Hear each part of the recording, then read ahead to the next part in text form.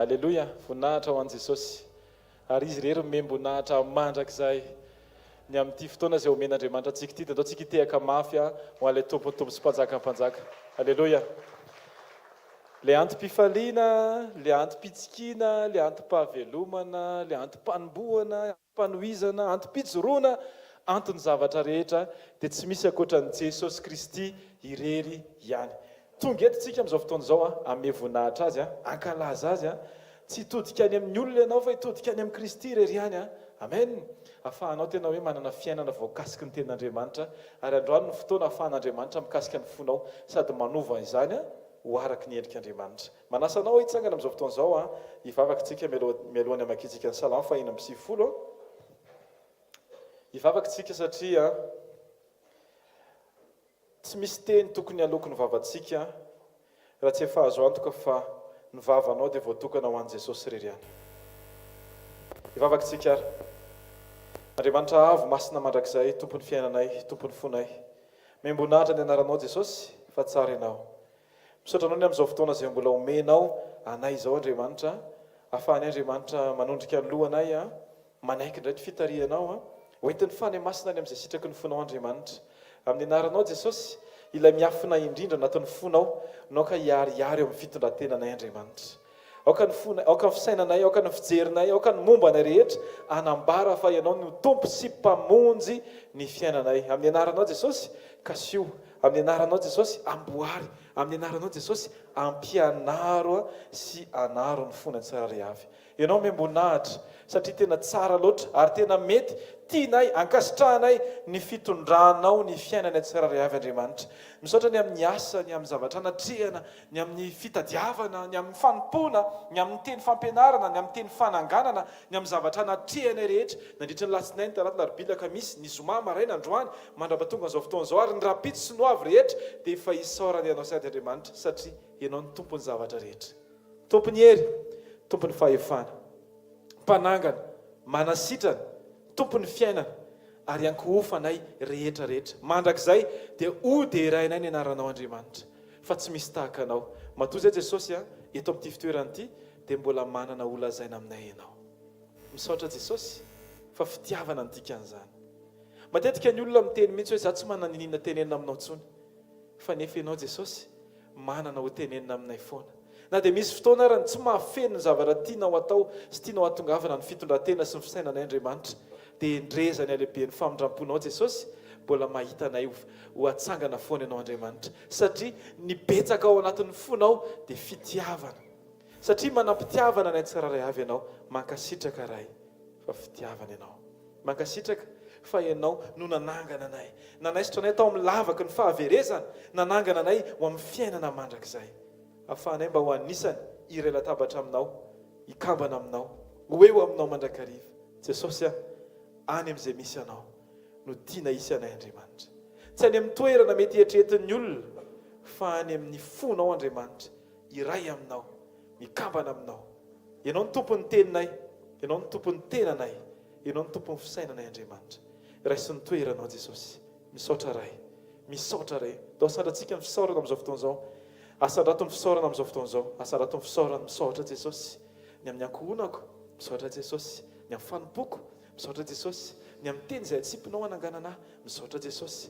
Ny amin'ny faneho-pitiavana be dia be izay asehonao isan'andro, misaotra Jesosy. Fa tsy mahatsiaro tena hokamboty satria manana anao ho ray manangana, mampianatra, manitsy sy manamboatra. Misaotra Jesosy. Ny amin'ny teny izay efa homaninao sahady ho zaraina rehefa avy eo, misaotra Jesosy. Ny amin'ny fitariana mahagaga, fa Andriamanitra masina sady mandrakizay ianao, tompony hery sy ny fahefana. Eny ampanekeko anao foana isan'andro ny foko, ny momba rehetra ampanekeko, ampihetreko eo anatrehanao Andriamanitra. Aoka ianao no azo voninahitra ny amin'ny fisika eto amin'ity tany ity Andriamanitra. Aoka ianao no hitan'ny olona fa tsy zahay Andriamanitra. Aoka ianao Andriamanitra no hiasa ao anatin'ny fonany tsirairay avy ka tonga ny olona rehetra tena angetaeta marina ilay loharano tena izy. Dia ianao zany fany masina amin'ny anaran'i Jesosy. Aleluia, amen. Fiadanan'i Jesosy ho amintsika rehetra amin'izao fotoana izao. Andehantsika maka ny Salamo 150 ka hatramin'ny 7. Salamo 150 na dia ny 4 ka hatramin'ny 7. Raha sitrakareo dia raha antsika rehetra mamaky ho voninahitra Jesosy Kristy irery ihany amin'ny anaran'i Jesosy. Fa lehibe Jehova ka mendrika hoderaina indrindra sady matahotra fa amboniny Andriamanitra rehetra, fa ny Andriamanitra ny firenena dia tsinotsinona, fa Jehova no nanao ny lanitra. Fa mirapiratana sy voninahitra no eo anatrehany, hery sy fahatsara-tare ny eo amin'ny fitoerany masina ry firenena, manomezany Jehova. Eny, manomeza voninahitra sy hery ho an'i Jehova. Amen. Ndaontsika mivoninahitra an'i Jesosy amin'izao fotoana izao, ny ao anatin'ny vavaka sandrato vavaka andro dia meo voninahitra izy, dia raha ny anarany ankalazao ny anarany masina. Meo voninahitra izy azavela isy zavatra hafa aka ny toeram-piderana tokony ho anananao, foka tena ianao mihitsy amin'ny finiavana iteny hoe Jesosy ianao ny tena tiako. Mendrika ny voninahitra ianao, Andriamanitra mahagaga ianao, Andriamanitra mahay ny zavatra rehetra ianao, tompony hery sy ny fahefana. Misandraha teo amin'ny fiainako Jesosy, lehibe ianao ka mendrika no deraina isan'andro Andriamanitra, dia aoka tenim-piderana mivoaka eo am-bavako amin'ny fotoana rehetra. Amin'ny fotoana ifoazako maraina ny teniko voaloha dia aoka ny Andriamanitra, aoka ho anao Andriamanitra tsara indrindra, ary aoka tena ho fiderako anao ny fiainako. Amin'ny atoandro ho fiderako anao ny fiainako, ny hariva dia mbola ho fiderananao mandrakizay ny fiainako. Jesosy eo, ny fisiko, ny fijoroko, aoka hitana fa ny Andriamanitra te mahatoky ary mahefa ny zavatra rehetra. Amin'ny anaranao Jesosy. Alleluia. Amen. Ndaontsika teka mafy ho an'i Jesosy Kristy. Amen. Alleluia. Mbola hitoy sotran'Andriamanitra iantsika noho izay tombonandro omeny antsika isan'andro, noho ny famelany antsika hiaraka ivory eto indray andro amin'ity fiangonana. Miangona moa tsika izao ho an'i Jehova irery ihany. Alleluia. Saotra no atolotro anao, no retombonandro menao ifandraisako amina. Tera ary laza ihany koa manao ilay tsy toy.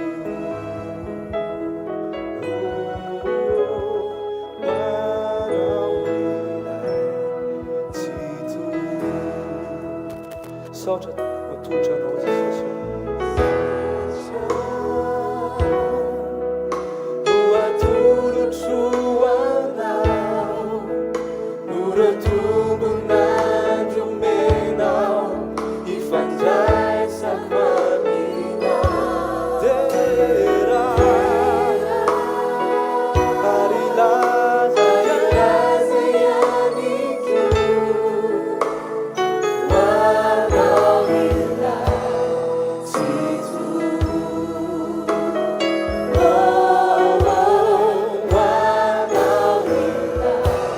tsy toy. Ianao le ray tsy mba mandà, ianao ilay ray tsy mba mandà, nasandratra avy anaranao, namiko rehetra nzaka, afoky omenanao.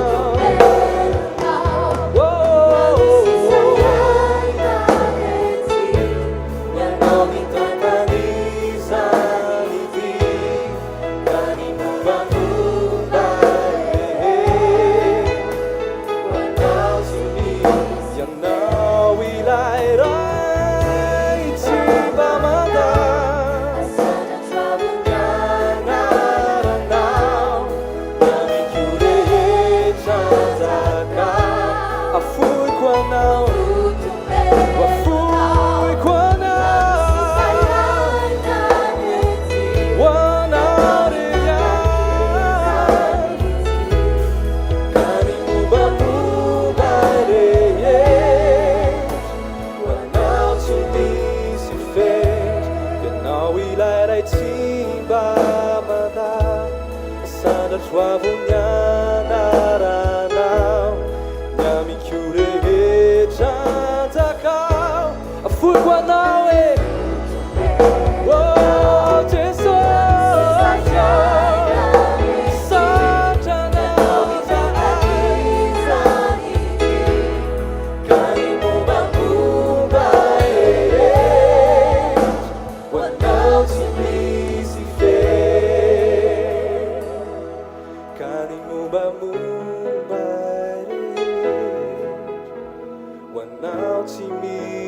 fetra ka ny mombamomba rehetra ho anao tsy misy fetra ka ny mombamomba rehetra ho anao tsy misy fetra ho anao rerian Jesosy ho anao ny fisaoranay ho anao Jesosy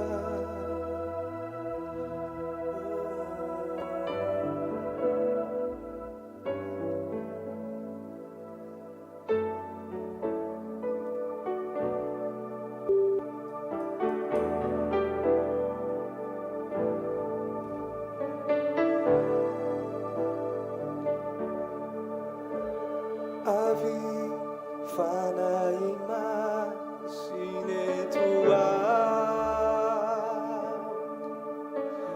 Iwana anilai raisitu Jesus Yano nunanu kachari laraku famijapu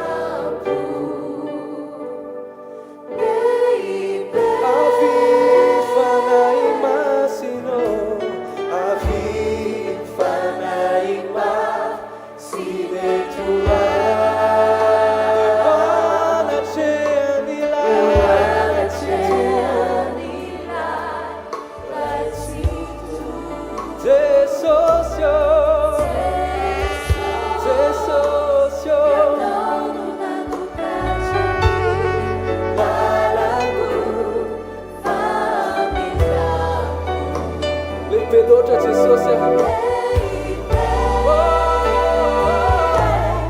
te aitana sinipuni naija arikyuni faneya sana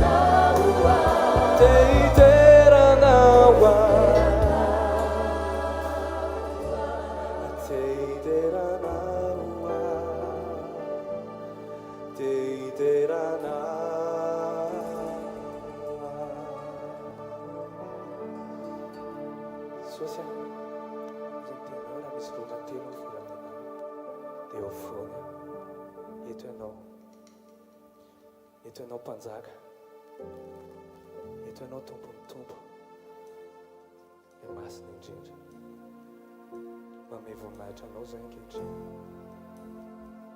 Alleluia.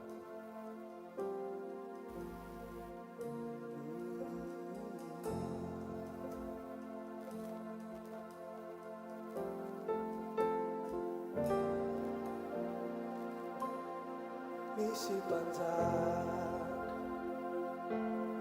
manatriketo sokafiny fo andray azy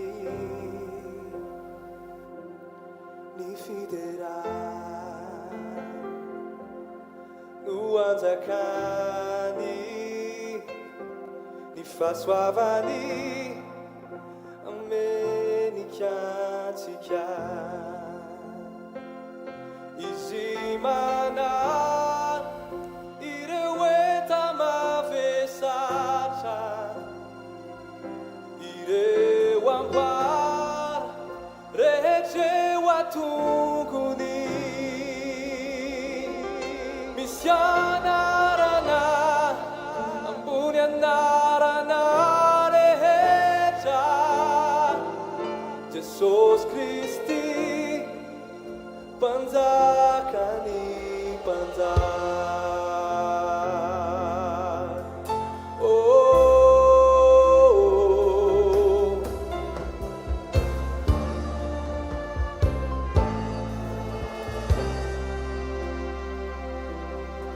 Uazinhada se volinarija Merikilai na Jeswansi na Levina nitsangana mike fasana tinatazuna azi oh videra was matakzai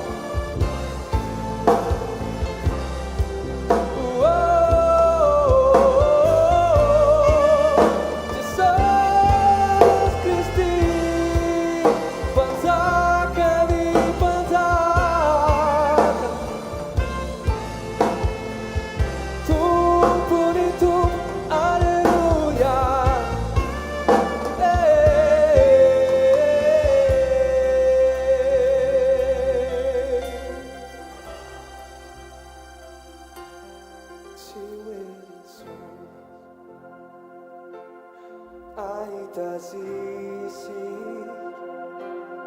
nirano maso hufafani we awatanundai utapitanyati siwelahit nipamutisika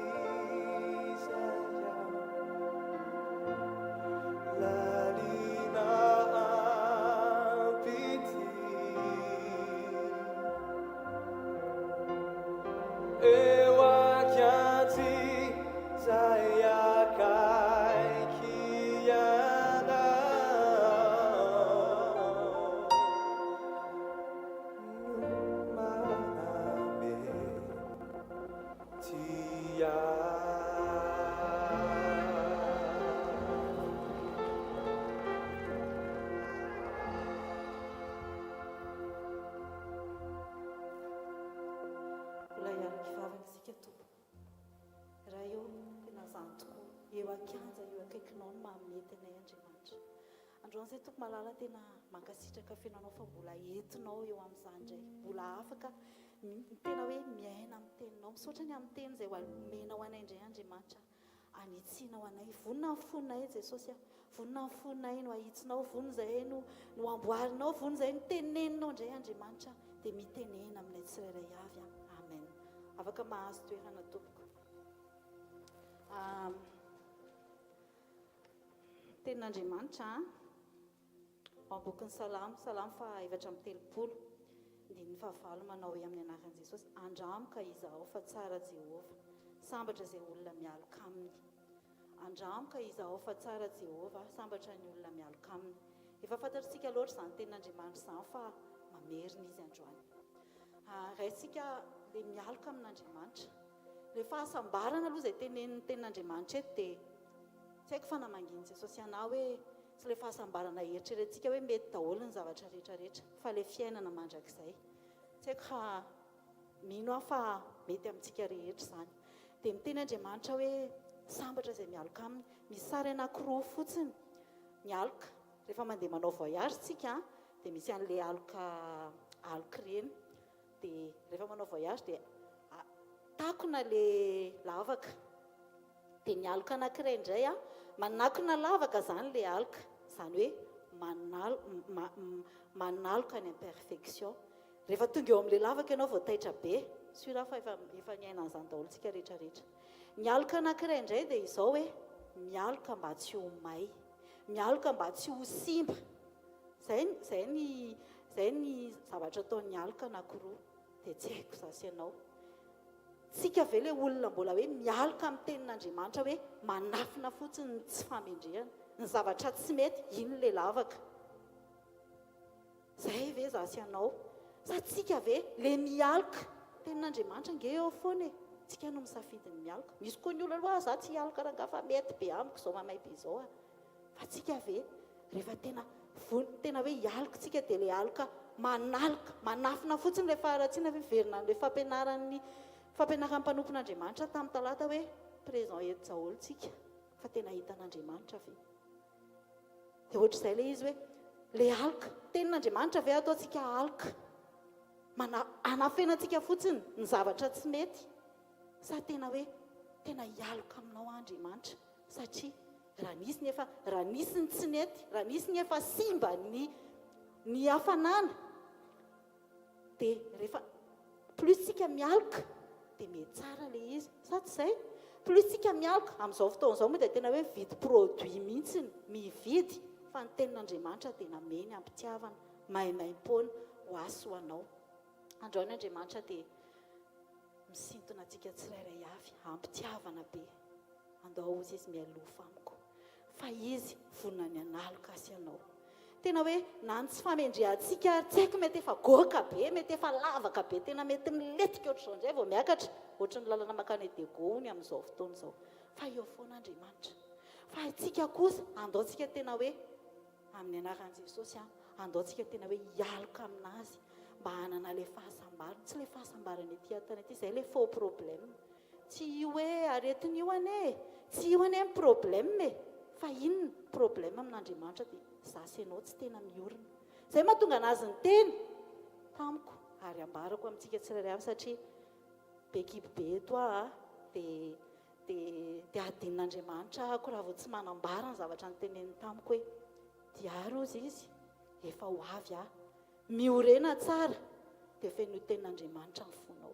Izay le mialoka, andaontsika manomboka androany tena hialoka amin'Andriamanitra.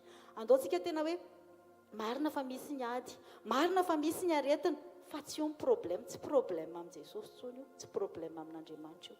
Raha tena vonintsika nahaka an'Andriamanitra, andaontsika tena nahaka azy amin'ny fisainana mihitsy e, tsy problème io fa mandeha ho azy. Oui, malahelo tsika satria olombelona, oui, matsiaro marary tsika satria olombelona, fa zao rehefa mitovy fisainana amin'Andriamanitra, mialoka amin'Andriamanitra, dia alofany dia misy zavatra be dia be ameny antsika eo. Dia rehefa mialoka aminy tsika dia lasa manana même problème, te hiorina ao aminazy. Inona ny tanjona? Le eo aminazy, le hoany aminazy, le ho hitany hoe tena eto ianao, tsy hoe eto fotsiny ny tenanao, fa tena hoe eto ianao mifananao ny aminao ray manontolo arak'ilay hira nataontsika teo hoe ny amiko rehetra tolotro anao. Dia androantsika tena hoe izay indray ny teny amen'Andriamanitra amintsika. Ho avy eo mpanompon'Andriamanitra mbola meny teny avy amin'Andriamanitra. Tena hoe anampy atsika tena hoe hisafidy hialoka marina amin'Andriamanitra. Dia izaho mino fa ho avy ny tenin'Andriamanitra rehefa avy eo mbola anampy atsika hiditra kokoa ao anatin'izany sitrapon'Andriamanitra izany, satria izay ny antom-pisintsika mankatoa an'Andriamanitra dia mitia an'Andriamanitra. Vavaka isika tompoko raha eo misaotra ny amin'ny teninao, misaotra Andriamanitra fa tena tsapanay hoe tianay ianao ary tena fitiavana mandrakizay.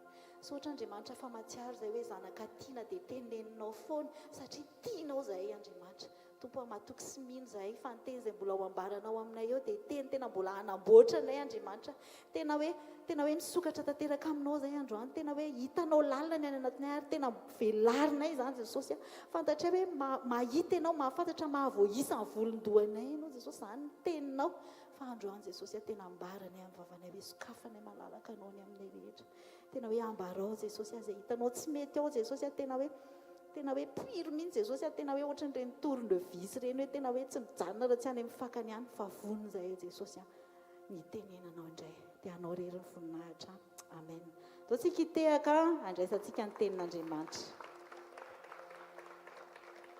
Alleluia. Ndao tsika hitsangana eo amin'ny toerana misy antsika. Mba fantatrao ve fa ny andro iray eo amin'ny fanatrehan'Andriamanitra dia tsara lavitra noho ny arivo fotoana hiainanao mana tombon'andro eto ambonin'ny tany. Sosy fahatsarana mihoatra izany hoe mbola eto amin'ny fanatrehana zaza ianao androany. Ao fofany amin'ny lanitra ny tanao dia teneno Andriamanitra androany.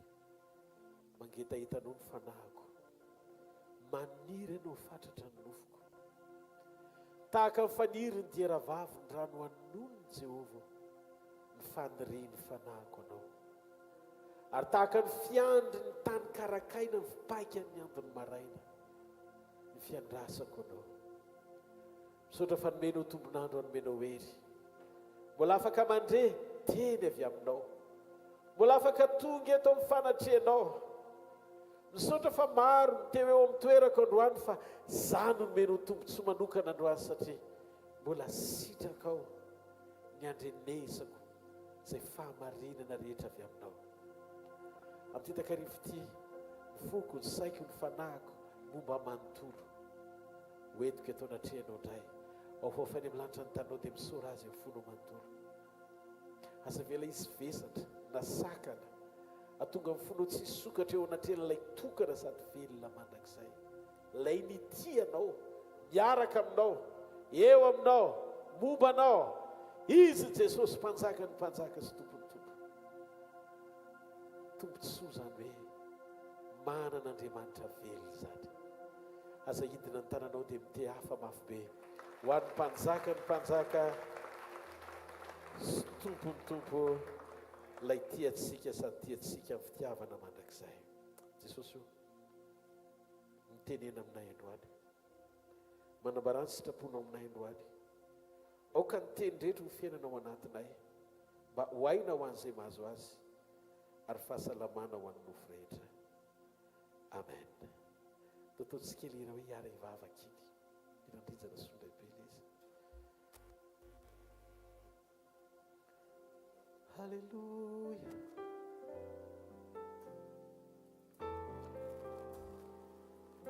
Miaraka amintsika eto ilay mpamaly vavaka.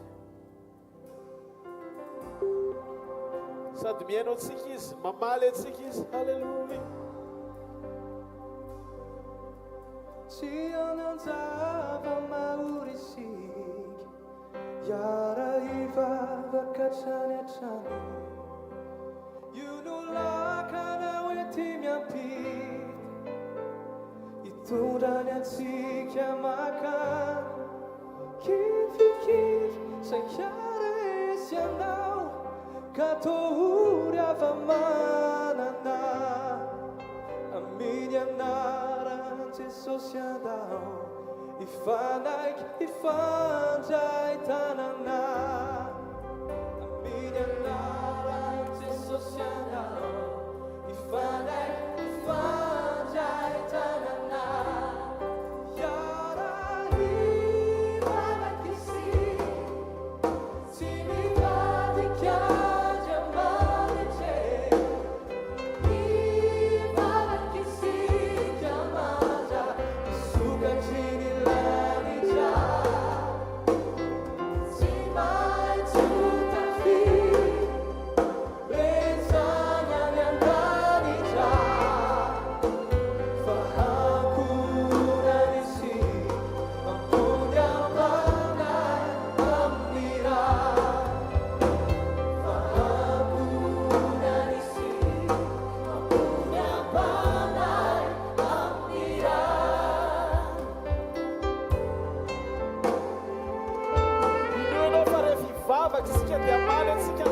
Halleluja.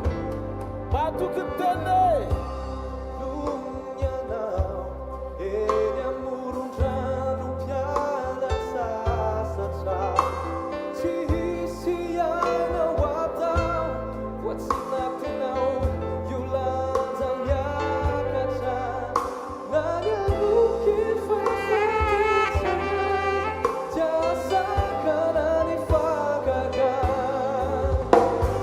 Espírito no ampilas, perfamaraca que faz amar. Espírito no ampilas, perfamaraca que faz amar. E fala que sim, se me vai de chance amar te. E fala que sim, que amata, e suga de larinja. Se machuta fim, rezada na larinja. Vahakuna nisi, apunya panai, amirar. Vahakuna nisi, apunya panai, amirar. Siang pilar dasar ucasan lalana Imasu ni fahavalu ni lata baca inanana Faniyani famarinana nuwani lalani tujan Atsal yang parani Numyanarani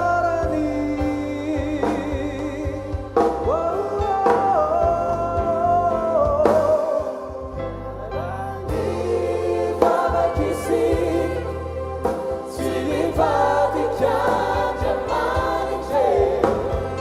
E fala que sim, que amanda, e suga de larinja. Se machuta fim, sim que rezada na larinja. Vahakuna nisi, apunya panai, Vahakuna nisi, apunya panai, amirar.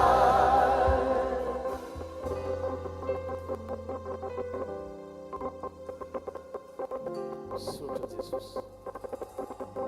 Aoko ty takarivo ty ho takariva mpiomborana aminao. Aoko ty takarivo ty takariva ikasianao anay, itenenanao aminay, anambaranao zava-miafina aminay. Ho takariva isokafany fananay, ifakahitanay amin'ny fahatsaranao. Mitenena fa ao amin'ny teny misy famoronana, ao amin'ny teny misy fanovana, ao amin'ny teny misy fananganana, ao amin'ny teny misy fanafahana, ao amin'ny teny misy fanasitranana, ao amin'ny teny mifototry ny famonjena. Mitenena tompo, miaino anao zahay. Amen. Ndao tsika tia tanina mafy eo any tompo Jesosy. Halleluja. Mahazo ho toerana tompo.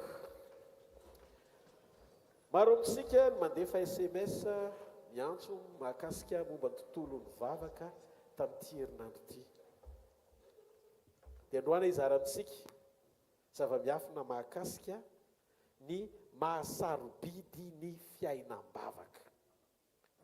Mahasarobidy n'inona hoe? Fiainam-bavaka. Ao amin'ny jaona toko faraika ambin'ny folo, andin'ny faraika ambin'ny efapolo ka hatramin'ny andin'ny faharoa ambin'ny efapolo zao ny voalaza ny tenin'Andriamanitra. Resaka fananganana ny Lazarosy tamin'ny maty izy ity. Dia nesoro ny vato ary Jesosy tena nandratra ny masony ka nanao hoe raha eo misaotra anao fefa niaino ianao. Raha za dia fantatra fa miainao mandrakariva ianao, fa noho ny vahoaka mitsangana manodidina any lazako zany mba inony fa ianao no naniraka. Eto Jesosy nahavariana, fa tehiteny izy hoe tsy mila miantso tsy mila miantso mafy be mba horenao. Fa ho an'ireto olona vahoaka manodidina any ny antsoko mafy mba inony.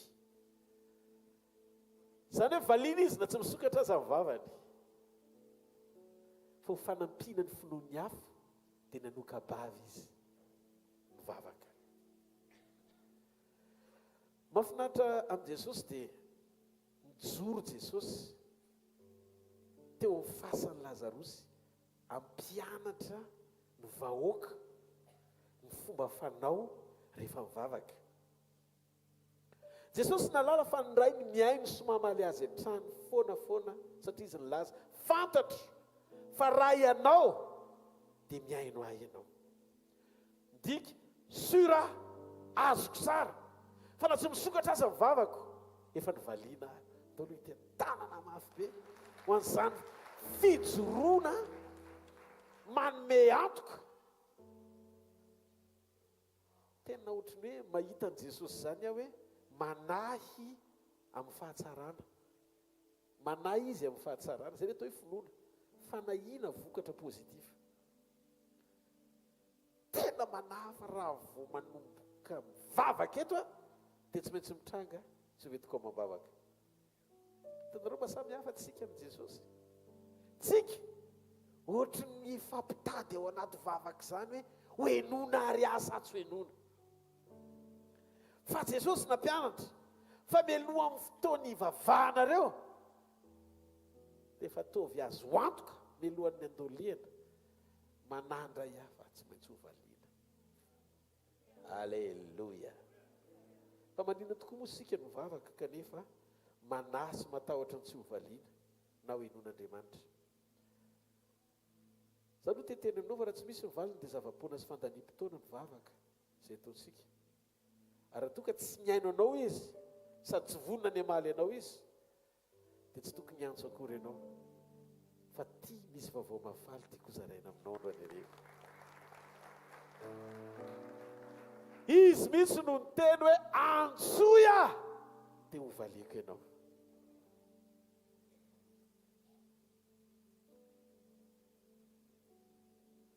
Mila tonga amin'ny fotoana anankiray tsika mahalala sy mahazo antoka fa mahita anao sy mamaly anao Andriamanitra. Ny valim-bavaka dia ny famaliana lanitra izay fangatahana eto an-tany asandratsika. Famaliana Andriamanitra any an-danitra any. Izay fangatahana avy eto an-tany ataontsika aminy. Ndika fa tsy misy valiny avy amin'Andriamanitra raha tsy mivavaka amin'Andriamanitra ny olona anankiray. Zay no mahatonga ny devoly manao izay fomba rehetra ahatonga anao tsy hampivavaka sy fifandraisana mambavaka amin'Andriamanitra. Satria fantany fa mivavaka dia lalana anankiray ahatonga anao tsy maintsy hoenon'Andriamanitra ary tsy maintsy hovalian'Andriamanitra. Ndika fa ny valim-bavaka dia famalian'Andriamanitra izay fangatahana rehetra ataonao. Ary azo antoka fa ny valiny dia mifanaraka amin'ilay etaeta ao anatinao ka ilanao ny fanampian'Andriamanitra anao. Ndao antsika isaina e. Resaka teto tamin'ny hery mikasika mombany hoe Andriamanitra dia efa nanana planina tany amin'ny éternité passé, zany hoe tany amin'ny mandrakizay lasa ho antsika. Efa tao amin'Andriamanitra fony mbola tsy azo zao tontolo izao ny tahanao amin'ny fitahim-panahy rehetra any an-danitra. Fa rehefa tonga eto an-tany ianao dia nataon'Andriamanitra ho tonga teny fikasana le fahatsarana efa vita. Zany hoe nomeny anao le teny fikasana. Aza te laza amintsika hoe raha misy olona nahazo fikasana tena hoe faran'izay tsara ary ninina mihitsy Andriamanitra fa hitazy sy ny taranany mandrakizay dia Abrahama. I Abrahama. Ozy izy Andriamanitra tamin'ny Abrahama hitany taranakao mandrakizay avy aminao nitahiko ny firenena rehetra eto ambonin'ny tany. Dia hitantsika ny tantara fa ny zan'Andriamanitra toetra mihitsy izy. Nasain'Andriamanitra nataony fanatitra mba izahany toetra ny fony hoe tena mahatokotokoa sy miorina ve i Abrahama ary mendrika ny ametrahana an'izany teny fikasana goavana be zany atonga azy horay ny firenena maro tokoa.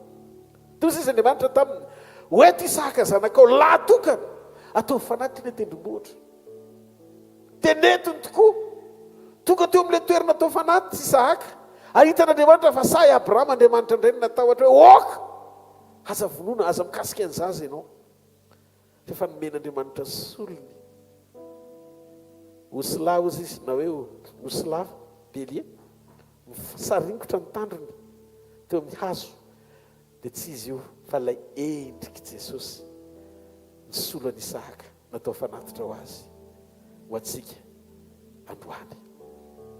Saringotra hazo ny tandrony, saringotra felotsilo ny lohany teo amin'ny hazo fijaliana.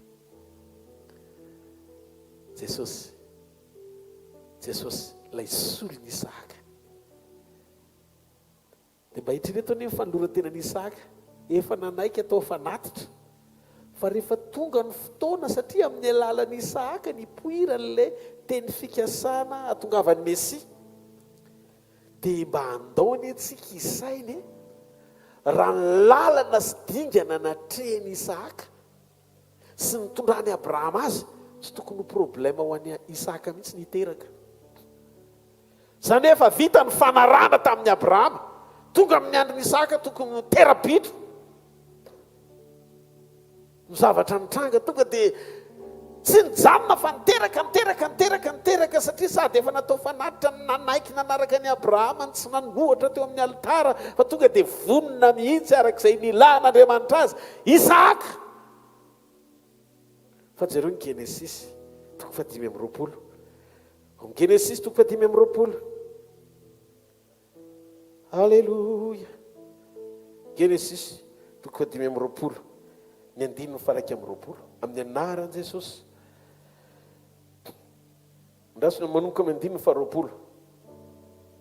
Abrahama niteraka ny Isaka rehefa 10 taona Isaka raha napakatra ny Rebeka zanakavaviny Betuela Siriana avy any Mesopotamia sady anabavin'ny Labana Siriana.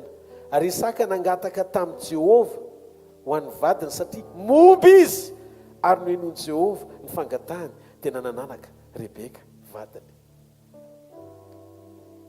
Ny teny fikasana amin'ny taonina ho amin'ny taranakao nitahinan' olombelona rehetra eto ambonin'ny tany. Tonga le taranaka tokana nasainy natao fanatitra nanaiky. Ninin'Andriamanitra rehefa hita amin'ny fony Abrahama, satria izao no nataonao tena hitako fa tia atoko ianao makatoa dia zao ho tanterahako aminao daholo ireo teny fikasana rehetra nambarako taminao, fa avy aminao nitahinan'ny olombelona rehetra sy ny taranak'olombelona rehetra eto ambonin'ny tany. Tsy kely zany teny fikasana zany. Raha ny tokony ho izy vokatra ireo zavatra rehetra efa nitranga tao anaty fanarahana, ny fanekeny Isaka, ny fanekeny Abrahama, tsy tokony olana ho an'i Isaka niteraka. Fa momby Rebeka raha tsy mivavaka Isaka. Momby Rebeka raha tsy mivavaka Isaka. Nivavaka tsy hoe andraisantsika valiny avy amin'Andriamanitra, tsy zavatra hoentsika mambavaka mba tiatsika ho tanterahany eo amin'ny fiainantsika ihany. Tsy izay ihany no ilana vavaka, fa ny vavaka dia fanehoana eo anatrehan'Andriamanitra, fa ireo teny fikasana rehetra ny kasainy ho tanterahany eo amin'ny fiainanao dia mampangetaetanao nitrangan'izany, dia mivavaka amin'Andriamanitra ianao milaza hoe tia Tompo manaiky atao votanteraka eo amin'ny fiainako, arak'izany lazainao zany.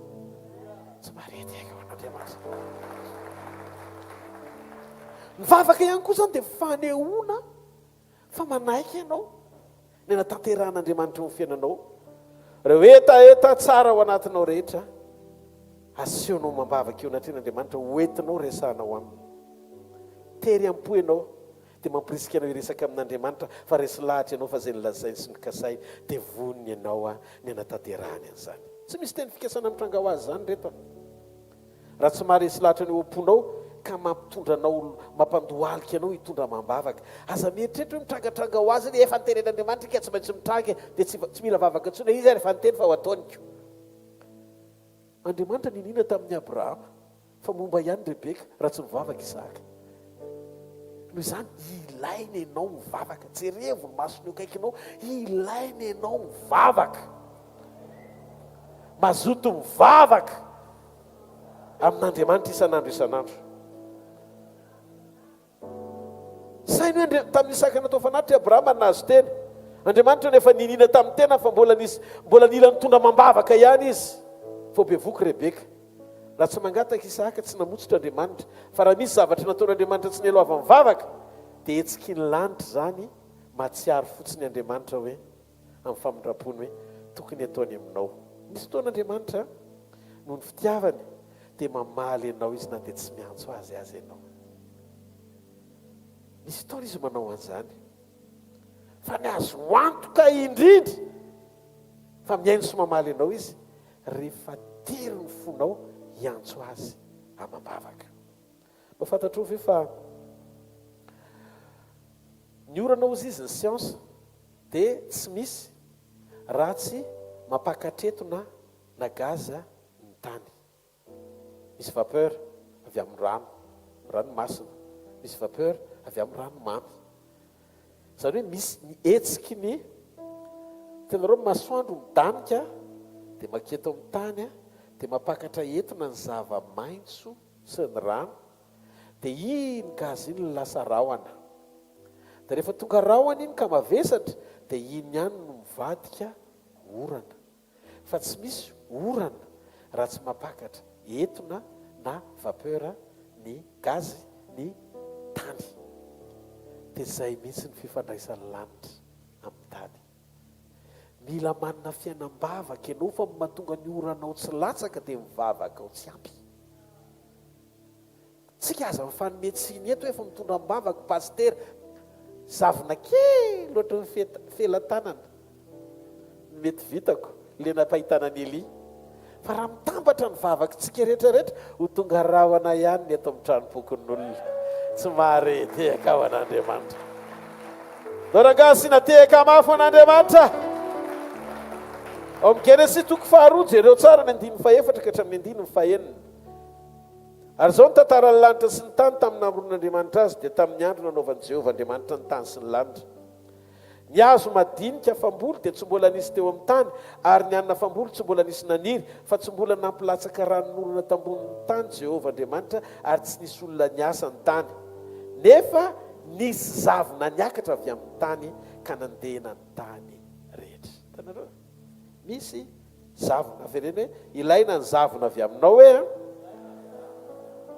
hiakatra ho any an-danitra mba hisy amerenan'Andriamanitra hoe orana mivantravatra ho anao ho valany zany hoe ny zavona omeny tany manjary rahona avy eo ny orana miraraka izay le valiny ohatr'izay koa ny vavaka izay sandratsika dia averin'Andriamanitra ho tonga valim-bavaka eo amin'ny fiainantsika noho izany mila manana fiainam-bavaka tsika ny vavaka tsy ataonao isaky ny fotoana mahatsiaro ianao tsy fotoam-bavaka ny ilain'Andriamanitra fiainam-bavaka ny ilain'Andriamanitra eno zao ny tokony hatsaron'Andriamanitra na ny anaty fiara ny ompinanakanina na ny an-dakozina naiza misy ianao dia tokony olona manana fifandraisana amin'Andriamanitra ianao ny olona mpivavaka ihany no maharesy fakam-panahy satria rehefa feno vavaka ianao dia Andriamanitra mampatsiaro ao anatinao ny fanambarany tsisy révélation ny olona tsy ampivavaka fa rehefa mpivavaka ianao dia hoentin'Andriamanitra mitsangatsangana ao am-pony satria arakaraky ny fampiresahanao aminy ny anokafany ny ao anatinao hifankahita amin'izay zava-miafina rehetra homaniny ao am-pony ho anao fa ahoana ny fomba inona ny antony mahatonga an'Andriamanitra mamaly ianao satria voalohany indrindra mpamindra fo izy tsara izy sady mpamindra fo Salamo fasivy ambenipolo ny jerentsika vetivety de Salamo fasivy ambenipolo de jerentsika ny andiny ny fahina ambin'ny folo ka hatramin'ny andiny fafito ambin'ny folo amin'ny anaran'i Jesosy valio a Jehovah fa tsara ny famindram-ponao todio a araky ny habeny fiantranao ary aza manafina ny tavanao amin'ny mpanomponao fa azo pahoriana ka faingana amaly ianao noho ny fahatsarany no amaliny amen mamaly ianao izy satria tsara izy Jesosy nilaza ao amin'ny Luka toko faraiky ambin'ny folo boky Luka toko faraiky ambin'ny folo ny andiny faraiky ambin'ny folo ka hatramin'ny andininy fahatelo ambin'ny folo amin'ny anaran'i Jesosy fa iza moa aminareo aminareo zay iray rangatany zanany mofo no anome azy vato, ary rangatany azandrano no anome azy menarana hosolony azandrano, ary rangatany atody ny anome azy maingo. Ko raha ianareo na dia ratsy aza mahalala manome zavatsoa ny zanakareo, tsy mainka fandrainareo zay ny an-danitra fa tsy anomeny fanano an'izay mangataka aminy. Dika fa ao amin'ny fahatsarany rehetra Andriamanitra no mamaly ianao. Ndao ity tanana mafy ho azy. Namaly antsika izy satria tsara izy. Ny devoly dia ratsy zany mahatonga ny devoly tsy afaka hanome zavatra tsara ny olona miaraka aminy tsy misy tambiny. Ary zay mahatonga ny devoly mampiditra ny toetrany ao anatin'ny olona zay manaraka azy. Inona ny toetrany devoly? Be fialonana, ratsy fanahy, mpanohatra ny fiantsoana azy. Salamo 7:27 Salamo 7:27 tiako fantatsika ty fahamarinany ity amin'ny anaran'i Jesosy. Mihaino Jehovah fa mitaraina mafy ary mamindra fo amiko kavalio. Mamaly antsika no famindram-pony izy, manana fo antry izy. Zay no mahatonga azy mihaino sy mamaly antsika. Raha itsika tsy miendrika anay ninina noho ny fahotantsika sy ny fahadisoantsika, fa noho ny famonjena zay nataon'i Jesosy dia mamaly amin'ny fo antry Andriamanitra, mamaly vavaka sy miaino antsika izy. Jeriny Davida mpanjaka dia ozy izy, rehefa sarotra ozy izy ny zava-miseho dia tsy hoe tara valiny, fa miazakazaka Andriamanitra mamaly ao anaty fahasarotana. Salamo 7:20 ny 7:17 vakitsika teo. Salamo 7:20 ny 7:17. Jerentsika vetivety ny Salamo 7:20 ny 7:17 anie. Zao ny voasoratra ao amin'ny anaran'i Jesosy Kristy avy any Nazareta. Ary aza manafina ny tavanao ny mpanomponao fa azo pahoriana ka faingana maly. Faingana maly ianao. Rehefa mety ny zavatra rehetra ozy izy Davida dia tsy maninona fa ataovy amin'ny fotoanao ny zavatra zay tianao, afaka mamaly ianao amin'ny fotoananao. Fa rehefa mafy reny manjoa ahy, faingana amaly mbola faly dia tsy miandro valiny aminao, fa rehefa azo pahoriana dia tongava faingana amaly tompo. Salamo 4:2 mbola zay ihany ny teny hoe faingana amaly tompo. Fahatelo ao amin'ny kalandrien'Andriamanitra dia misy fotoana manokana voatendry amaliny. Andriamanitra rehefa tsy namaly ianao tamin'ny fotoananao tsy midika koa tsy hamaly ianao izy. Indraindray tsika tia hanery an'Andriamanitra amin'ny fotoanantsika hoe tsy maintsy izao, dia izay mahatonga anao ory be. Matahotra ianao ohatry ny vonjovonjo ianao ohatry ny tsy nakena mandry daholo ilay valimbavaka ilaina satria nieritreritra ianao hoe eo amin'ilay fotoana mahatery ianao iny ny tokony hamaliny ianao, fa misy fotoana koa Andriamanitra tsy voatery mamaly ianao satria Dieu souverain izy, mahalala ny fotoana sy ny andro voatendry iainony sy hamaliny anao. Tovy amen. Ianao manana calendrier fa izy koa manana ny azy aminao manokana. Aza mieritreritry hoe tsy maintsy ny anao ny valiny, fa misy fotoana ny anazy ny mahatsara anao. Korintiana 4:4 fa hoy izy, tamin'ny taona fankasitrahana ny ainoko anao, ary tamin'ny andro famonjena ny namonjeko anao. Indro ankehitriny no andro fankasitrahana, indro ankehitriny no andro famonjena. Andriamanitra dia manana ny fotoam-pamaliny ao anatin'ny fankasitrahana, iainona sy hijerevana antsika amin'ny fotoanany. Ohatra misy fotoana izy tsy mihaino antsika izany, tsy mijery fotoana mampety Andriamanitra malina antsika. Izy mipandahatra endry, miasa izy na mbola tsy hitany masonao azy. Tsy hoe tsy mihaino anao akory izy, fa mandamina ny zavatra rehetra izy amin'ny fotoanany. Izy mahalala ny ataonao anao satria izy mahalala ny aminao rehetra sy ny ampitso zay tsisy mahalala afa-tsy izy rery. Zay ny maha-Andriamanitra mpandahatra azy. Nisy olona nanontany pastera, tena mafy be ny fiainako, so dia mba tsy mihaino antsony ary Andriamanitra, fa dia tena inona loatra ny ratsy nataoko, dia tsy mahita mihitsy ny tanany ahako. Dia nampahireziko ilay olona amin'ny Apokalipsy 3:7, ny 9:9. Zao ny voasoratra, fantatro ozy izy ny asanao, indro efa nasiako varavarana mivoy ao anatrenao ka tsy misy maharindrina azy, fa manana helikely ihany ianao ka mitandrina ny teniko ary tsy mba nandany anarako. Zao fotsiny azony ny tenin'Andriamanitra, zay no anjaranao. fa aza mieritreritra ny fiatrehanao an'le ady ho toy ny Andriamanitra tsy miaino na mamaly ianao. Tsangana entana izay mandre fa ho atoroko anao le secret ompon'Andriamanitra. Ny zavatra voasoratra eto dia zao: efa nasiako varavarana mivoa eo anatrehanao. Tsy varavarana voaosokafana ka hatonga anao hianatra ao anatina sekoly sy fampianaran-diso. Anambara indray hoe ireo amiako anao ny fanalahidy anokafana varavarana ho amin'ny fitahinana fanambinana. Le mpampianatra no manolotra anao le fanalahidy. Non, miaraka amin'i Jesosy varavarana efa misokatra fa miandry ny fandrosoanao fotsiny. Zavatra tsy azonao lesy, zavatra tsy azonao lesy. Miaraka amin'i Jesosy, inona le fandrosoana andrasan'Andriamanitra aminao? Tsy mijery ny zava-misy atrehana fa mitoky amin'izay nambara an'Andriamanitra fa hoe fainy. Problematsika ohatry misaintsika hoe misy varavarana mity fa mila hosokafana. Jesosy eto milaza fa raha vao mety ohatra ny mpino tao Filadelfia ny fijoroantsika dia mampanantenatsika Jesosy fa tsisy fampianarana tokony hanomezana anao fanalahidy hosokafana izany intsony, fa varavarana efa misokatra ny eo anoloanao tamin'ny famonjena efa vitan'ny 2 arivo taona lasa fa miandry ny fandrosoanao izy. Betsaka izany mipino variana mitanondrika eo am-bavahady. La ny andro tsy misaina hitady fanalahidy hanokafana varavarana. Nefa Jesosy milaza eto, ino efa nasiako varavarana mivoa eo anatrehanao. Tsy nataony any aorianao le izy fa nataony eo anoloanao le izy. Dia nilaza izy ozy izy ny andiny voalohany, zay manana ny fanalahidy ny Davida, zay mamoka tsy sisy anidy ary manidika tsy sisy mamoa. Leo aloha efa nisokafany Jesosy nilazaina fa ary iza zany nanidy an'le, iza zany le varavarana mihidy.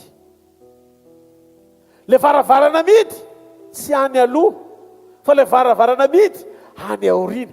Tsy misy fotoana tokony hamorana intsony fa tsisy lalana ny ariana any. Fa efa nisokafany leo aloha. Halleluja! Dikan'izay rehefa nanidy ny any aoriana izy aza miverin-dalana intsony fa mandrosoa amin'izay, mandrosoa amin'ny sitrapon'Andriamanitra tsara, mandrosoa anaty fiombonana amin'ny toe-panaraka an'Andriamanitra tsara, miaina amin'ny vatahorana an'Andriamanitra. Fa io varavarana misokatra io izy nampanantena fa tsy rendrina intsony ho anao. Dikan'izay raha pitsonao lehibe lavitra no lasanao. Zany mahatonga ny rétroviseur kely fa mipara-brise ngeza be, ny any aloha goavana be fa ny any aoriana kely balitika. Halleluja! Tsy mila ezaka avy aminao fa izy nanokatra azy. Misy vavaka efa nataonao efa taona lasa zay, ilainao le valiny ohatrany tamin'iny efa taona iny tena ohatrany hoe tamin'iny le tena fanampena tokony hamalin'Andriamanitra azy. Dia Andriamanitra mitsika fotsiny, fa izy Andriamanitra tsy anao mmpandahatra ny fiainanao, feo an-tananao, eo an-tanako mombanao rehetra. Ambela-tananao, ambela-tananao zay momba rehetra, fantatrao Jesosy io ny fiainako. Ambela-tananao ny aiko, ambela-tananao zay momba rehetra, fantatrao Jesosy io izay maso. Enoy amin'izay misy taona ianao vavaka, tompo ilaiko ianao androany amin'ity vavaka anankiray ity. Dia enonao fa misy fotoana ianao vavaka, enony ianao eo no eo, enona mihitsy hoe mamaly aingana be izy. Fa misy zavatra ohatry ny ataony taraiky izany tsy mivaly amin'iny. Tsy haiko ianareo na mahatratra an'izany. Efa taona teoriana, iny le zavatra nangatahako tamin'ny efa taona lasa fa mitranga. Ny antony tsy nilainao tamin'iny le izy fa 4 ans après vao teny ilainao vao nataony tanteraka teo amin'ny fiainanao. Hitanao, izy mpandahatra endry. Izy maninona hoe izy maninona teneniny eo akaikinao, izy mpandahatra endry hoe manjary manoty ianao hoe raha terenao androany izy amin'izay zavatra efa noenoiny nefa amaliny anao raha pitso. Mety azonareo ve zany atsaka ny tanareo azonao tsara zavatra tiany Jesosy hozaraina androany. Misy zavatra zany ilan'Andriamanitra antsika anana fahatakarana hoe efa nisy varavarana misokatra eo anoloko handroso fa za Jesosy tsy hembotra zany, za handroso. Zavatra fantatra dia zao ao ambadiky ny fandrosoko dia misy zavatra voahomana voakarakara hoa avy aminao. Amen. Inona ary nyvalian'Andriamanitra? Rehefa mivavaka dia inona ny valian'Andriamanitra? Ny valian'Andriamanitra voalohany aloha dia vavaka. Vavaka ny valian'Andriamanitra voalohany. Ny zavatra andrasan'Andriamanitra amin'ny tany mba maliny lanitra azy dia vavaka. Tantara faharoa toko fafito andiny faharoa ambin'ny folo. Tantara faharoa toko fafito andiny faharoa ambin'ny folo. Ozy izy ny ten'Andriamanitra. Ary Jehovah niseho tamin'ny Solomona no ny alina ka nanao taminy hoe efa reko ny vavakao. Reko avoko ireo vavakao miantra miala elonao ndrakay ianao aza mahaifa eto ao ny zava-drehetra tsy voatery afany ianao ny zava-drehetra miara-miasa soana aza manaifa eto ao tsy avelako adehirery anao mety tsy ho azonao zay hitondrako anao fa aza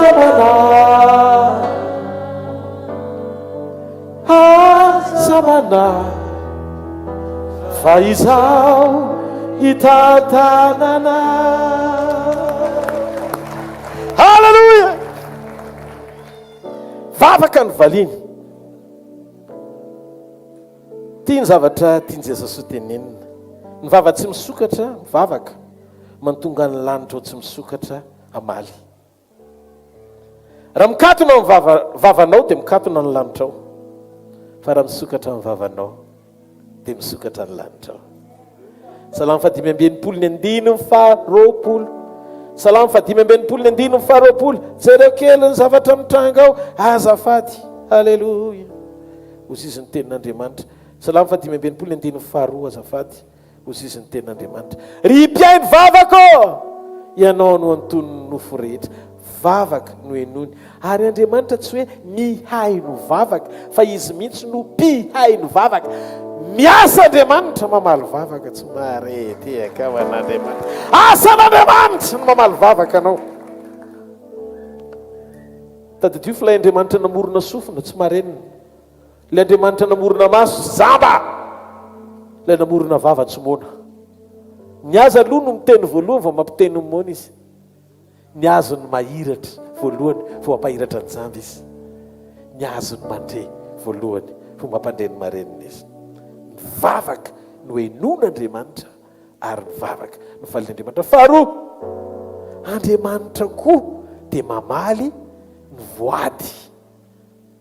Mamaly inona hoe izy? Voady. Jereo ny salamo vetivety salamo faraika ambinipolo jereo indray. Ao amin'ny salamo faraika ambinipolo ny andimy fahadimy. Inona ny voasoratra ao? Fa ianao Andriamanitra efa nandre ny voadiko, efa nomenao any lovany izay matahotra ny anaranao. Eto an'ity teny ity Andriamanitra no milaza fa miaino ny voady izay ataontsika eo anatreny izy. Tsy mitoro ny zavatra ao anatin'ny saiko sy ny foko namezaka mandresy lahatra anao amin'ny zavatra mandresy lahatra atao anatiko satria zany nieritrretiny saiko fa ty ampitsoranao aho mitory teny-pahamarinana mba hanairako ny ao anatinao fa raha misy olona na mpanompon'Andriamanitra mizara ny fiainany fotsiny na ny expérience ananany dia tsy ampitombo anao zany olony zany satria tsy ny momba anany ho zaraiko eto fa momba ny teny velona ny zaraiko eto zany teny no ilainao fa tsy zavatra hafa akory ataovy amen nitory androano milaza fa ny voady dia enon'Andriamanitra ihany koa ny voady dia tsy mitovy amin'ny vavaka ny voady dia tadidio ianao manao promesse na fikasana amin'Andriamanitra misy contrepartie ao anatina famalian'Andriamanitra vavaka misy zavatra ataonao ary misy zavatra ataon'Andriamanitra zany hoe ny valy ny asetronao azy rehefa mamaly anao izy zay le atao hoe voady ianao miteny amin'Andriamanitra ataovy amiko zao Andriamanitra fa raha ataonao amiko zao dia zao raha valiko anao zay natao hoe voady zany hoe ao anaty vavaka ianao zany miteny amin'Andriamanitra tompo raha ataonao zao zavatra zao dia zao no ataoko anao ao amin'ny vavaka tsy misy engagement fa ao voady misy engagement be mampifamato tan'le valiny zay ho ataon'Andriamanitra ny amin'ny zavatra ho ataonao an'Andriamanitra rehefa avy eo metraka tongony an'Andriamanitra ao anaty fangatahany ianao inona le tongony an'Andriamanitra ao anaty fangatahany rehefa ao ny anteren'Andriamanitra dia azo antoka fa lian'Andriamanitra ny aino zay vavaka sadatrao satria fantatra Andriamanitra fa zay valy mbavaka omeny anao dia tsy ho anao irery fa misy ho azy le mpamaly anao lisiny tsotra kely tsy misy arareto manaiky anao ko maika fa mamaly izy manina tsy vomena zay azy avy amin'ny any ane ny anajantsika azy andao iteantanana mafan'Andriamanitra nona antsika ijery tantaran'olona anankiray tao hoe iana io any io amin'ny vavaka fa tsy nahita valiny mihitsy ny vavaka izy mandritry ny taona mitomany ny ranomaso fa tsy nahita valiny mihitsy nampiakatra vavaka amin'izay izy fa nasiany voady zareo ny Samoela voalohany vavaka iana Samoela voalohany toko voalohany manomoko amin'ny 9 ka hatramin'ny 9 fa Elikana vadiny nao tamin'ny hoe riana na hoana no mitomany ianao na hoana tsy mety mihinan-kaniny ianao mivavaka foana zany izy ary hoana ny malahelo fo lavo zao tsy tsara lavitra aminao mihoatra noho ny zanaka folo miraha lava ary rehefa nina sy nisotro tao silo izy dia nitsangany ana ary elim-pisorona nipetraka teo amin'ny sezany teo amin'ny tolam-baravarany tempolon'i Jehova ary ana dia nalahelo fanahy indrindra ka nivavaka tamin'i Jehova izy sady nitomany dia nitomany ary nivoady izy ka nanao hoe Jehova tompony maro raha mba hitsinjo tokoa ny alahelo ny ankizy vavinao ianao dia atsiaro ahy ary tsy anadino ny ankizy vavinao fa nome azazalahy dia meko an'i Jehova kosa izy amin'ny andro rehetra iainany ka tsoka sikarezany lohany Andriamanitra misy olona mivavaka zany mivoady ho ampidiriko ao anatin'izany voady zany ny programako jereo voady mitady-paminany Jehova Andriamanitra mitady-paminany fa ihana mitady zazalahy dia jereo fa mifanojo ny etaeta teto hoy zay na hoe raha omenao zazalahy dia omeko anao zany hoe raha omenao zazalahy dia omeko mpaminany ianao le mpaminany tadiavinao ao ambadika le zazalahy omenao ahy ao anaty voady misy ny tombontsoa an'Andriamanitra manaiky Andriamanitra fa ny olona zay omeny any ana dia ho atolotrana ho azy satria misy alliance na fanekena miafina ao ambadika ny voady dia jereo ny zavatra nisy tonga tokoa Samuel nomeny sa tsy nomeny nomeny ho an'Andriamanitra ohatrany koa Jabez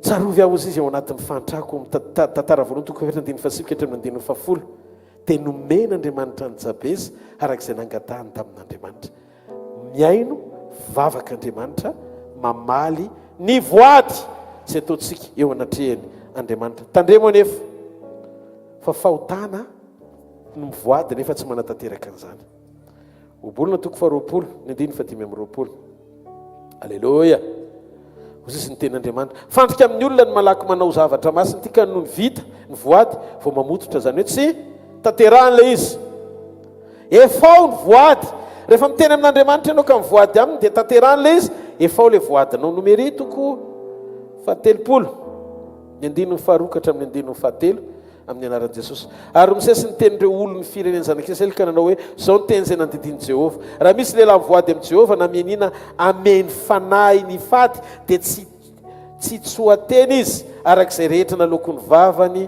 no hataony. Dia jereo tsara ny zavatra mitranga fa izy laza fa tsy maintsy efainao zay voady rehetra nataonao tamin'Andriamanitra. Maro ny olona ny antony mahavoazy mahatonga ny fiainany tena mikatso nisy voady nataony tamin'Andriamanitra fa tsy no efaina. Andriamanitra mivoady eo anatrehanao fa tsy anotatsony aho, tsy hanao an'ity zavatra anankiray aho. Dia Andriamanitra efa faly matoky anao dia navelany sy mifafandono ny fahotanao. Iny fa mbola nataonao ihany le izy. Malahelo Andriamanitra sa faly aminao? Malahelo izy. Dia ndao ny Deutéronomie amin'izay jerentsika 7:20 ny andiny faraiky amin'ny roapolo ka hatramin'ny andiny fahatelo amin'ny roapolo. Deutéronomie 7:20 ny andiny faraiky amin'ny roapolo ka hatramin'ny andiny fahatelo amin'ny roapolo. Ny olona hafa firenena ihany no ampanananao zavatra fa ny rahalanao kosa dia tsy ampanananao mba ho tahiany Jehova Andriamanitra ianao amin'izay rehetra ataony tananao eo amin'ny tany izay efa hidirana olovaina. Raha mivoady amin'ny Jehova Andriamanitra ianao dia aza ela fanefa fa adiny Jehova Andriamanitra aminao tokoa izany ka ho fahotana aminao. Fahotana ny tsy manefa ny voady eo anatrehan'Andriamanitra. Inona no enon'Andriamanitra sy valiany? Ny valian'Andriamanitra koa dia ny fanatitra ao. Eto tsy resaka mikasika manova be na manova kely, tsy an'le izy fa le fanatitra lazay Baiboly eto, le toe-ponao antra. Maninona hoe mafantatrareo moa Cornelio amin'ny asa toko 10 fa Cornelio ny jentilisa ny vangin'Andriamanitra voalohany sy nandray famonjena satria manana fo antra izy. Andriamanitra namanginy tranon'ny Cornelio tsy hoe nanirakolona izy anasitrana na hanome vola ny Cornelio.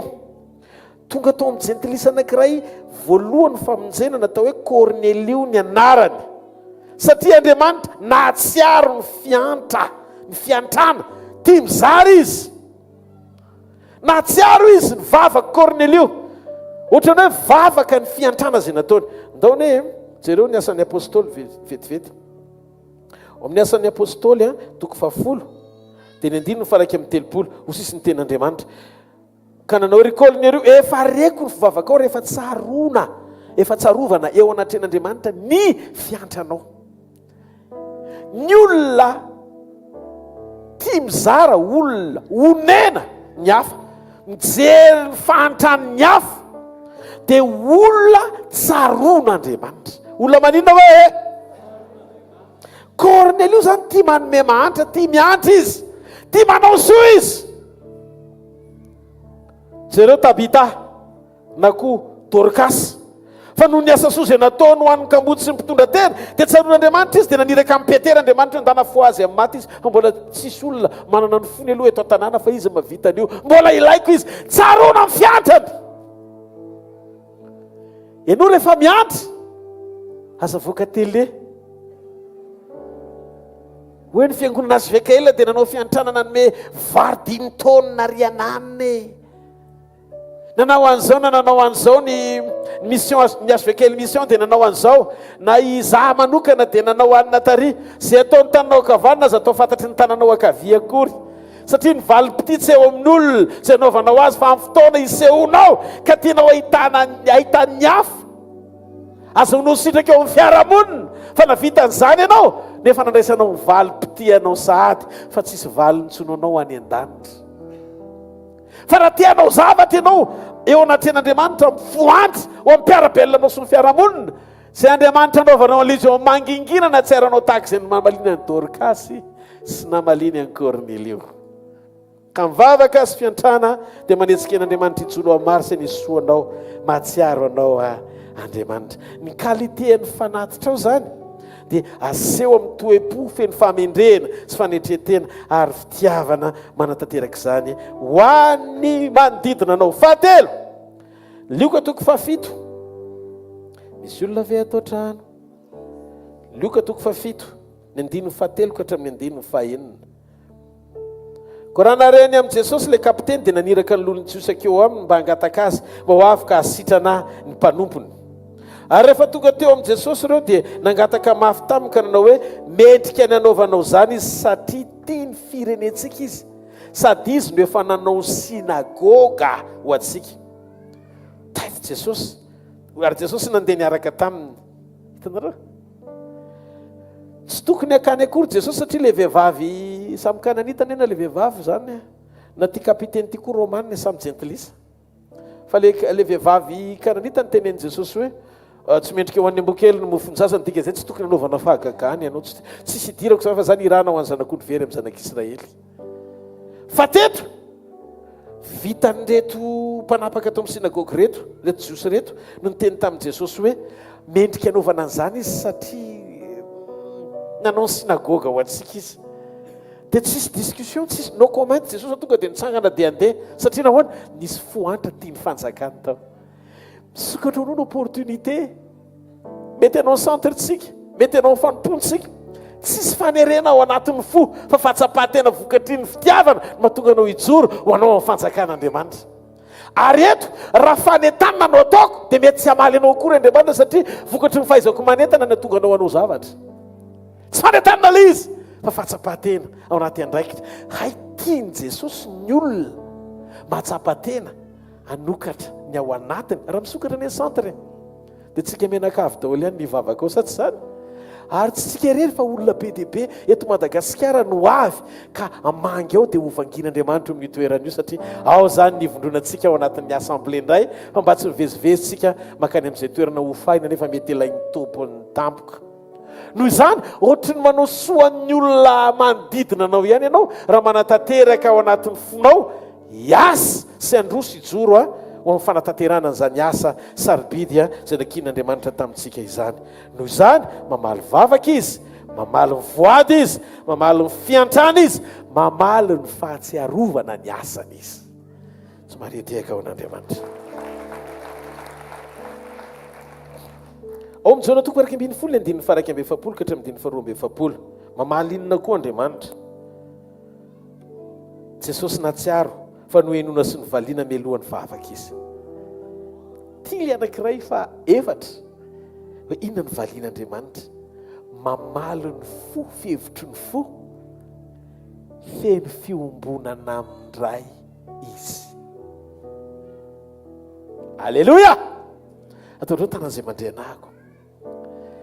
Tsy voatery hisokatra ny vavaka ozy Jesosy satria za sura fenao efa niaino ahy ianao. Mahatonga amin'ny teny zao dia noreto olony reto. Jesosy tsy hoe mivavaka vao valiana fa taloha mivavaka izy nefa mivaliana.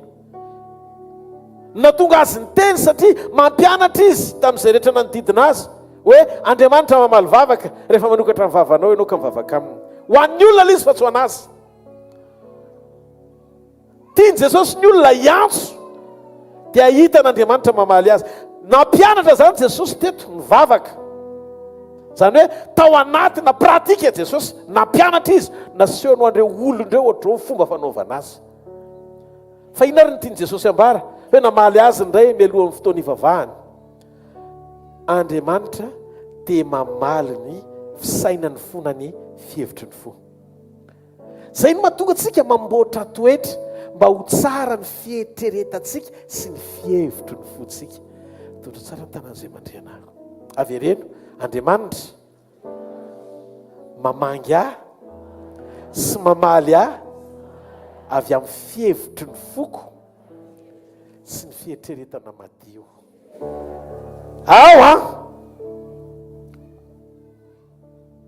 Ny fisainan'ny fo dia vavaka eo anatren'Andriamanitra. Midika fa mifandresen-dahatry ny fonao dia mila mifanitsy amin'ny vava, misokatra fa tsy tokony hifanohatra izay ao anatinao sy aloky ny vavanao. Mahafantatry moa fa nitahotra sy ny finoana, natahotra na finoana dia samy miteraka avy ao amin'ny fisainan'ny fo daholo. Joba toko 7:5-20. Zay atahorako no manjo ahy ary zay angovitako no miantra amiko. Fa zay atahorako no mahazo ahy ary zay angovitako no manjo ahy. Fihevitry ny fo ny tahotra, fihevitry ny fo ny finoana. Ka ny pensée na ny fieritreretan'ny sainao sy ny fonao dia teny mangina sy miafina fa mitabataba mihoatra lavitra no zay lazay mivavanao eo mason'Andriamanitra. Tokony fanandrify tsara ny zavatra teneninao sy ny fandresen-dahatra eo am-ponao, satria ny fisainan'ny fo avoaka no atao hoe fandresen-dahatry ny fo nino an'Andriamanitra na matahotra ny zava-misy. Andriamanitra alohan'ny amaliny mandinika ny folo izy dia mamantatra ny vo, dia rehefa hitany ao anatinao vao mamaly anao izy. Dia zay mahatonga ny Isaia 5:5, Isaia 5:5, ny andiny fa 4:20, Isaia 5:5, andiny 4:20. Zao nivaky ny teny amin'ny anaran'i Jesosy, ovakitsika vetivety eo amin'ny tableau. Raha tsy mbola miantso azy izy dia mamaly raha mbola miteny izy dia miaino tsy manetiaka ao n'Andriamanitra. Zay no mahatonga antsika, zay no mahatonga antsika eno ity fanambarany ity reo olona. Zay no mahatonga antsika miditra ao amin'ny sekolon'ny toetra, manitsy ny ao anatinao, satria misy fotoan'Andriamanitra mijery ny ao anatinao aloha vao miaino zay lazay mivavanao, miaino ny fihevitry ny fo sy ny fisainan'ny fo Andriamanitra. Izy ary zany le olona valian'Andriamanitra. Ny atonga anao olona valian'Andriamanitra mandrakariva dia zao, misy olona aloha tsy mahaliana an'Andriamanitra, fa misy olona mahaliana sy mety tena mety amin'Andriamanitra. Jesosy dia nanokatra mihitsy ny fahafahanao misitraka mivalim-bavaka rehetra amin'ny zavatra rehetra, na inona na inona. Ozy izy raha miray amiko ianao ka mitoetra ao anatinao ny teny ka asaiko mihitsy ianao angatao zay tianao na inona na inona. Zay le mahatonga milaza tsy hoe le zavatra tianao ny tsy misy, fa ny communion anao mibaraingo.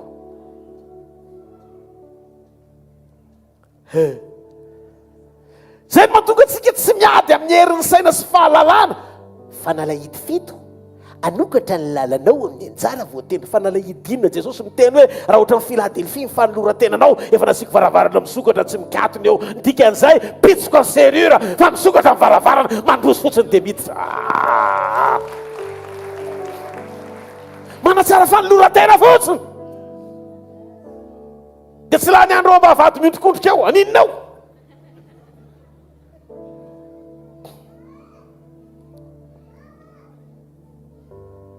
Alleluia. Atao anaty Baibily misy olona anankiroa tena manandriamanitra fa sao dia ireo ny arosony Israely hivavaka eo fa tsy maintsy hoenony. Misy olona anankiroa atao anaty Baiboly mampanan'Andriamanitra dia zay tany am-pony tany ny tafavoaka rehefa ndresaka tamin'ny Jeremia. Jereo ny boky ny Jeremia mpaminany vetivety. Jeremia aingaikaingana moa ao ary Jeremia 5:10 ny andininy voalohany. Ary ho Jehovah tamiko, na dia Mose sy Samuel aza nitsanga reto anatrehako dia tsy ankasitraka ity firenena ity fanahiko, roay tsy eo anatrehako izy, eny aoka hiala izy. Fa manino Andriamanitra miteny na Mose sy Samuel aza, zany hoe zany izy roa lahy reo rehefa mangataka mahazo foana. Ka misy olona mampanan'Andriamanitra mihitsy, asa hoentina any amin'ny rodolo io fa tsy maintsy mivaly. Zavatra tsy azonao. Azo rehefa tiako tenena ataovy eo ny anaranao, ataovy eo ny anaranao, fa raha vao io problème io no entina any amin'ny anina dia tsy maintsy mivaha ny anaran'izay, satria noho ny Andriamanitra efa manahy mihitsy sao dia hoentiny any nefa mbola tena amboatra azy. Misy karazan'olona mety amin'Andriamanitra ny fony, tsy mbola mifampitady be reny hoe ay zary netako mbola hoe ay zary no misy toerana magnevo atako ana andeha manitro. Tsy toerana fampitadiavana le izy fa mifankahita ampo amin'Andriamanitra. Halleluja. Tonon'Andriamanitra Mose sy Samuel satria rehefa mijoro izy roa lahy reo dia tsy te handahany reo mihitsy Andriamanitra, tsy te handahany izy roa lahy reo. Vao mahita andreo dia misokatra amin'ny fony ndao ny atsika eritrereto famarinana anankiray ty laso meko fanoarana ianao mino fa ianao indray mo manaraka aloha rehefa misy olona akaiky ny fonao tsara zany ny intimité misy eo aminareo tsy tokony misy aloha zay olona zay koatra mivadinao zay noho ny voalohany indrindra mianao avy ianareo misy zavatra ohatra hoe lehibe le zanakao dia te andeha riva kely andeha voaka kely zay neny amin'ny fito zay ny tonga eo a fa ariananina mandeha dia miera aminao izy aloha dia ianao tsy manaiky tsy matefa aminjanona tao le avy any le olona akaiky mifonao miintervenir leo akaikinao indrindra miteny dada aleo ny ankizy andefa tsy maninona satria zao dia tia dia aria dia mananona dia vo miteny le olona akaiky mifonao eny mahazo mandeha fa miova sady le hevitra teo atsakany hoe nytana azy le mba mety efa sendran'izany nareo menakavy eo an-trano tanao fa tsika rehetrarehetra ke tratran'izany dolo mety tsy hoe voatery ho zany fa mety hoe andao hinana gotery anana mbola tsy anantsy ananina fa tsy azo atao ntsony eny ary andao tampoka andeha hinana gote indray satria nisy zany le mifanakaiky-po aminao nandresy lahatra anao dia nalemy le fanapa-kevitra ny ziriziry teo lasa sopo loatra ny hazony libanona amin'ny forotra flexible alleloia ny olona enon'Andriamanitra dia zay olona akaiky ny fony jaona toko fa 9 fa raiky amin'ny 3 mbola toizako ve sa ho faranako amin'izay iny fa raiky amin'ny 3 amin'ny anaran' Jesosy fantatsika fa Andriamanitra tsy mihaino mpanota fa zay mivavaka aminy sy manao ny sitrapony no enony meno ve atsika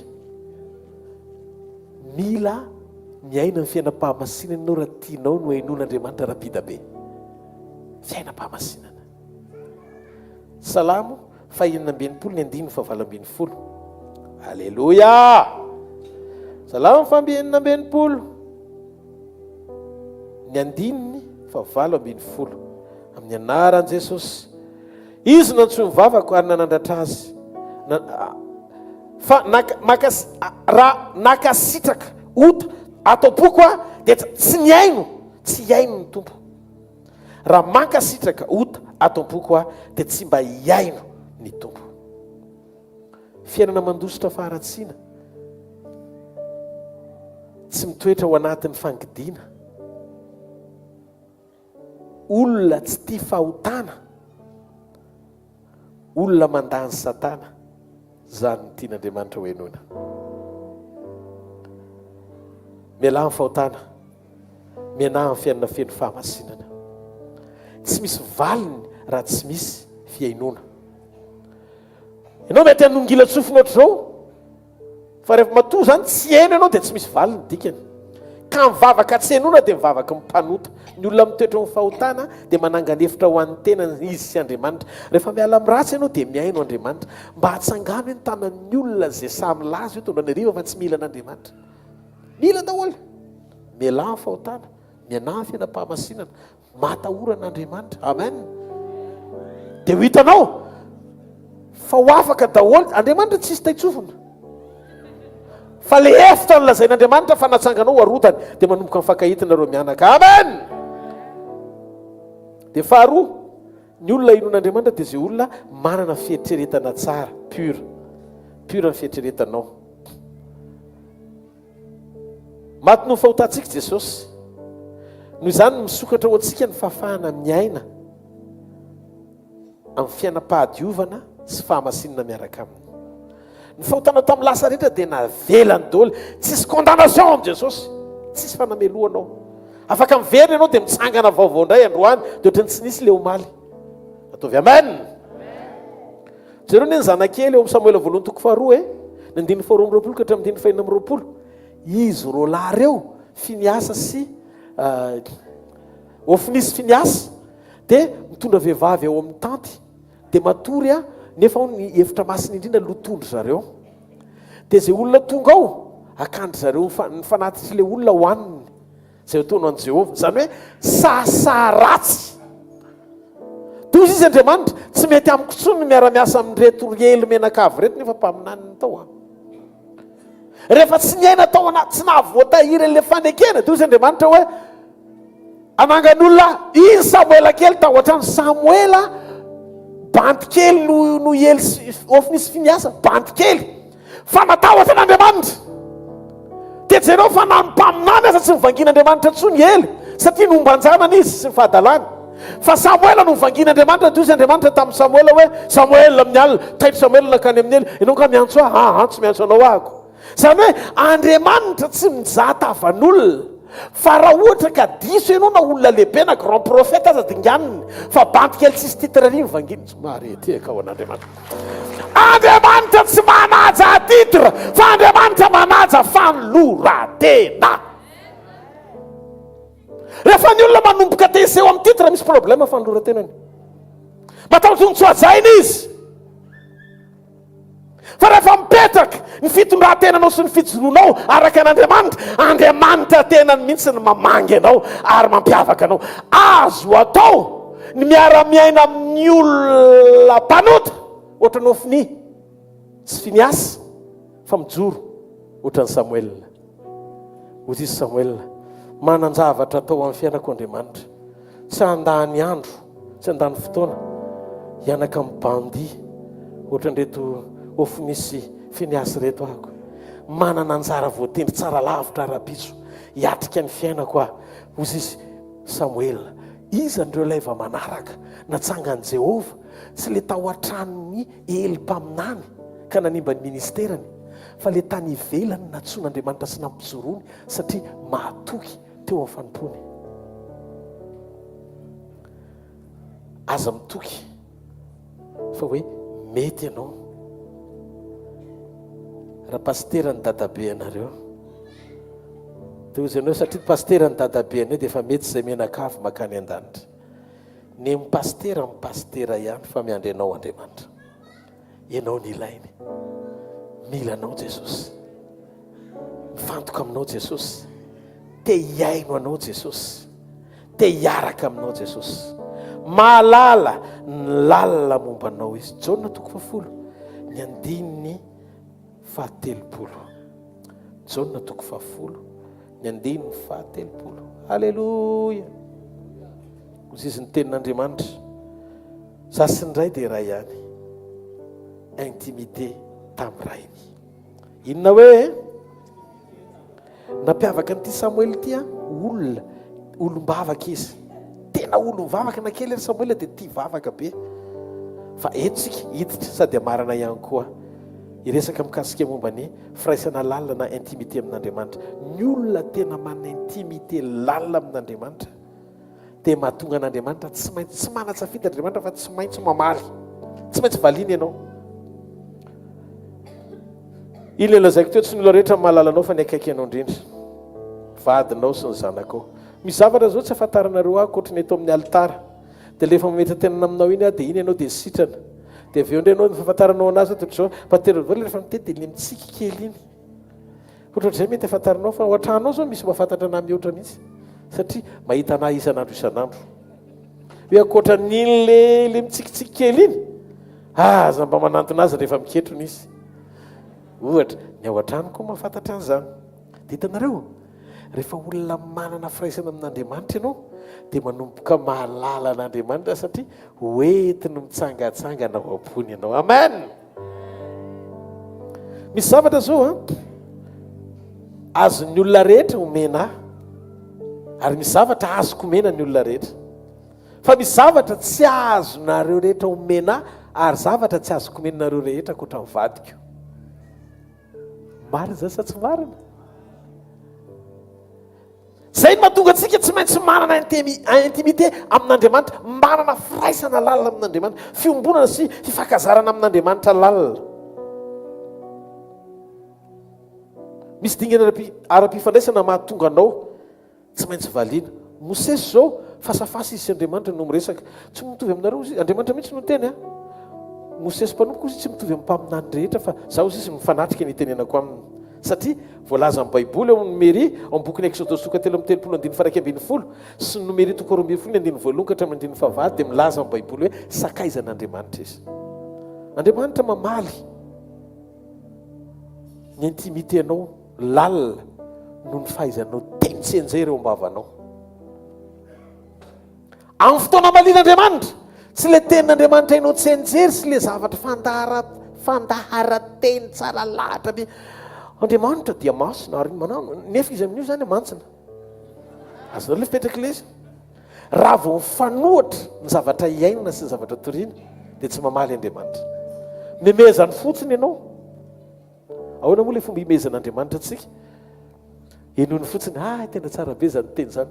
Fa ho an'izay mandray izy mivaliana amin'izany teny zany. Amin'ny 9:20 taona jerentsika amarana amin'izay Jaona 9:20. Ny 9:20.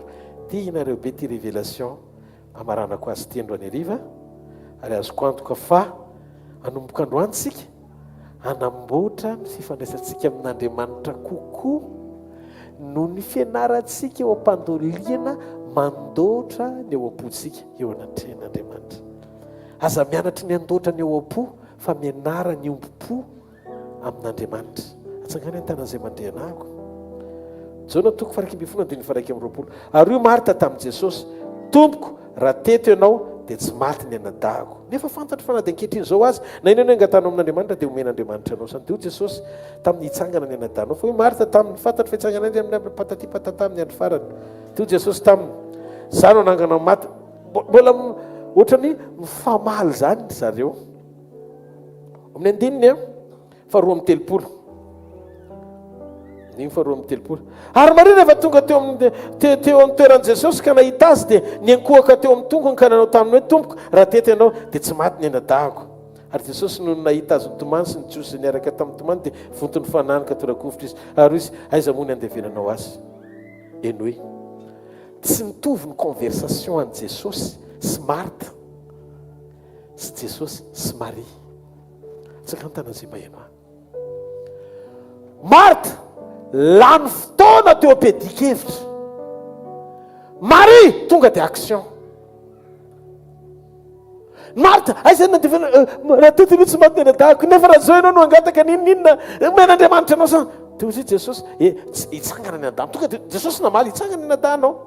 Eny fantatra ihany be fantatra ihany fitsangana izy amin'ny andro teteny zany izy zany andro baiboly ary za olona tena doctorat en théologie tany any USA plus en Europe sy rehetrarehetra zany daholo Jesosy indray moa nitoriany teny.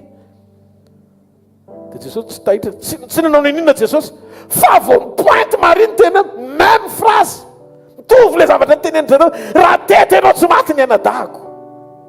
Sady nitomany Marie dia nitomany koa ny Jesosy rehetrarehetra. Dia zao vao nisy réaction Marie Jesosy tonga dia niteny aiza ny nandeha tonga dia action andao foaziny izy tsy Marie diaka ao n'Andriamanitra.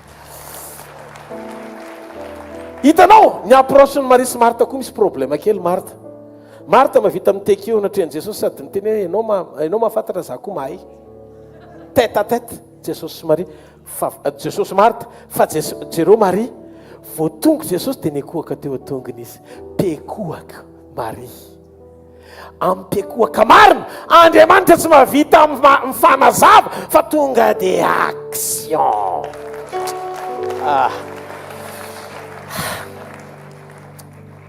Tsy azonao ny zavatra tiako tenena fa raha azonao ny zavatra tiako tenena dia anaraka tsara ianao. Amen.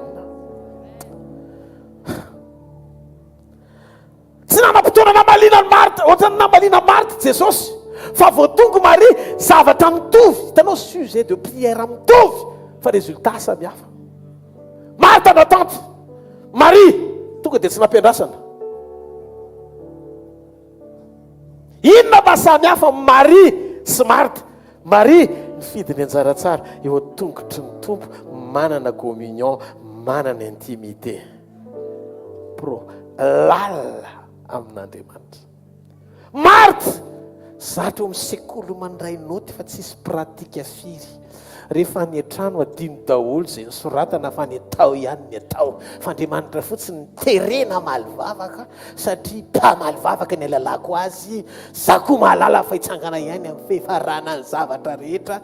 Noho izany ty resaka ty tsy maninona namaty ary Lazara fa raha teto fotsiny izy dia nety ny zavatra rehetra. Nefa no zao hoe raha fantatry ihany koa fa raha zao ianao ny angataka betsaka loatra ny zavatra fatany dia nantotony sainy dia nefaranany tsisy fatany narahera. Fa Maria avy any tonga dia nekoaka, tonga dia nampanaiky ny momba azy rehetra. Fa keo e, tonga dia nekoaka izy, tompoko, raha toetoenao tsy maty Lazara.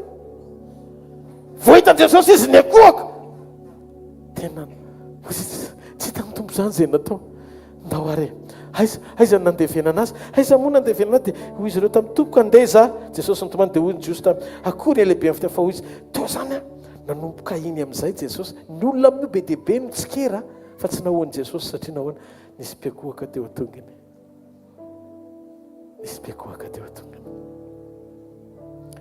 Tsy mitady débat Andriamanitra ho alavaina ao anatin'ny fisainana mahalala ny teniny, fa mitady action Andriamanitra ao anatina décision hiakohaka marina hampanaikiny ao anatinao, anana intimité, lalina fiombonana, lalina aminy. Fankazany ihany ohatra anankiray farany dia hialy eto amin'izay ao anaty vavaka. Jakoba sy Esau, ozy izy Jakoba, ozy izy Isaka rainy. Anao avy any mpianaka ozy izy maintsy any Esau, mba hisy tsofany fanahako rano anao. Zany hoe meo azy zay tiako mba hitsofako rano anao. Dia eny mamany eny Rebeka le izy, ozy izy maintsy any Jakoba, andana maka biby aingana dia vonotsika dia karakaraina dia omena ny dadanao. Dia rehefa tonga teo amin'ilay dada, raha ny fanarahana omena ny sakafo dia tonga dia azo ny tsodrano. Fa mbola tsy azo ny tsodrano, lany soma tsara ny sakafo. Dia ozy izy rehefa avy eo Isaka, manatony ety oroy aho, intimité. Tsy vitany anina le resaka fa manjary manana, fa tsy maintsy mandroso ianao miombona aminy. Avy oroy aho. Teo amin'ilay oroka ny nandrenesany dadany, ohatry ny fofony saozy izy, ny zanako, ny tsony. Kala, ndao no te-tanina mafy be ho an'Andriamanitra. Vita le fizaram-pitiavana, vo ny sofon-drano Jakoba. Tompo ova ny fokomba omoranarina kiuniani zazakely tsotra sady marina tsy mialona tsy maditra fa manao ny sitraka tsy mialona tsy maditra fa manao ny sitraka. Eno ty teny ty, Jesosy Kristy avy any Nazareta dia tianao, manana zavatra voahomana tsara lavitra izy mihoatra no izay andasanao aminy. Zavatra anankiray ny andasany aminao, ny anananao toe-po te hiombona sy iray aminy, manantona azy amin'ny fotosotra, manampahatsapana ny fisiny eo amin'ny fiainanao ho ambony lavitra noho ny zavatra rehetra izay ilainao. Mingavy ianao aza manao adaladala. Olona ve ny atakalinao an'Andriamanitra? Iza ny olona tianao indrindra? Atakalinao an' Jesosy.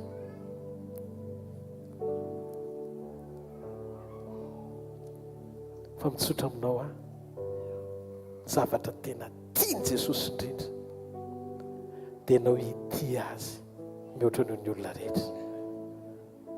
Ny fiafaran'io fiainanao io izay milaza fa tianao, eno ity teniko ity, sady tianao, dia tadio fa tsy ho amin'ny fiainanao mandrakizay.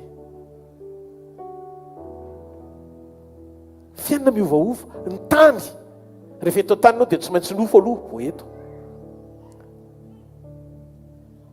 fa ny anankiray tsy miova mihitsy fa ny sainanao hatramin'izay fa fony mbola mpanoty ianao dia efa maty nanolotra ny any amonjy ianao izy satria tianao.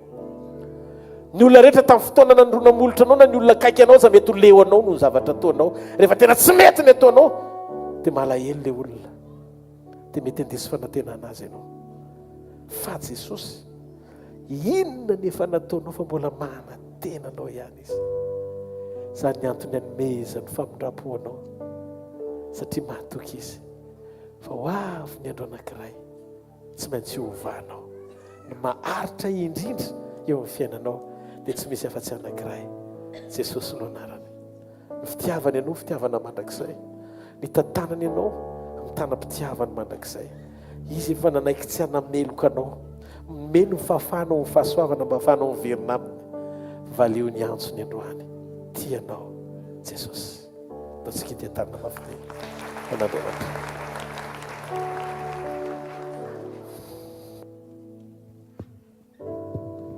Alleluia. Fiadanana ho antsika rehetra misaotra an'Andriamanitra ny amin'ny fitiavany sarobidy izay velariny amintsika. Amen. Dia misaotra ny tompontsika afaka nandray ny afatra Andriamanitra androany. Atao hanome voninahitra azy amin'ny fanatitra antsika. Ataova anatin'iny box iny izay rehetra amangin'Andriamanitra ny fonao na sakrifisy io na ny ampahafolo-karena na ny fanatitra izay hoentinao hanomezanao voninahitra an'Andriamanitra androany satria hoy ny tenin'Andriamanitra hoe zay manome amin'ny fifaliana no ankasitrahana indrindra. Tain'Andriamanitra ianao.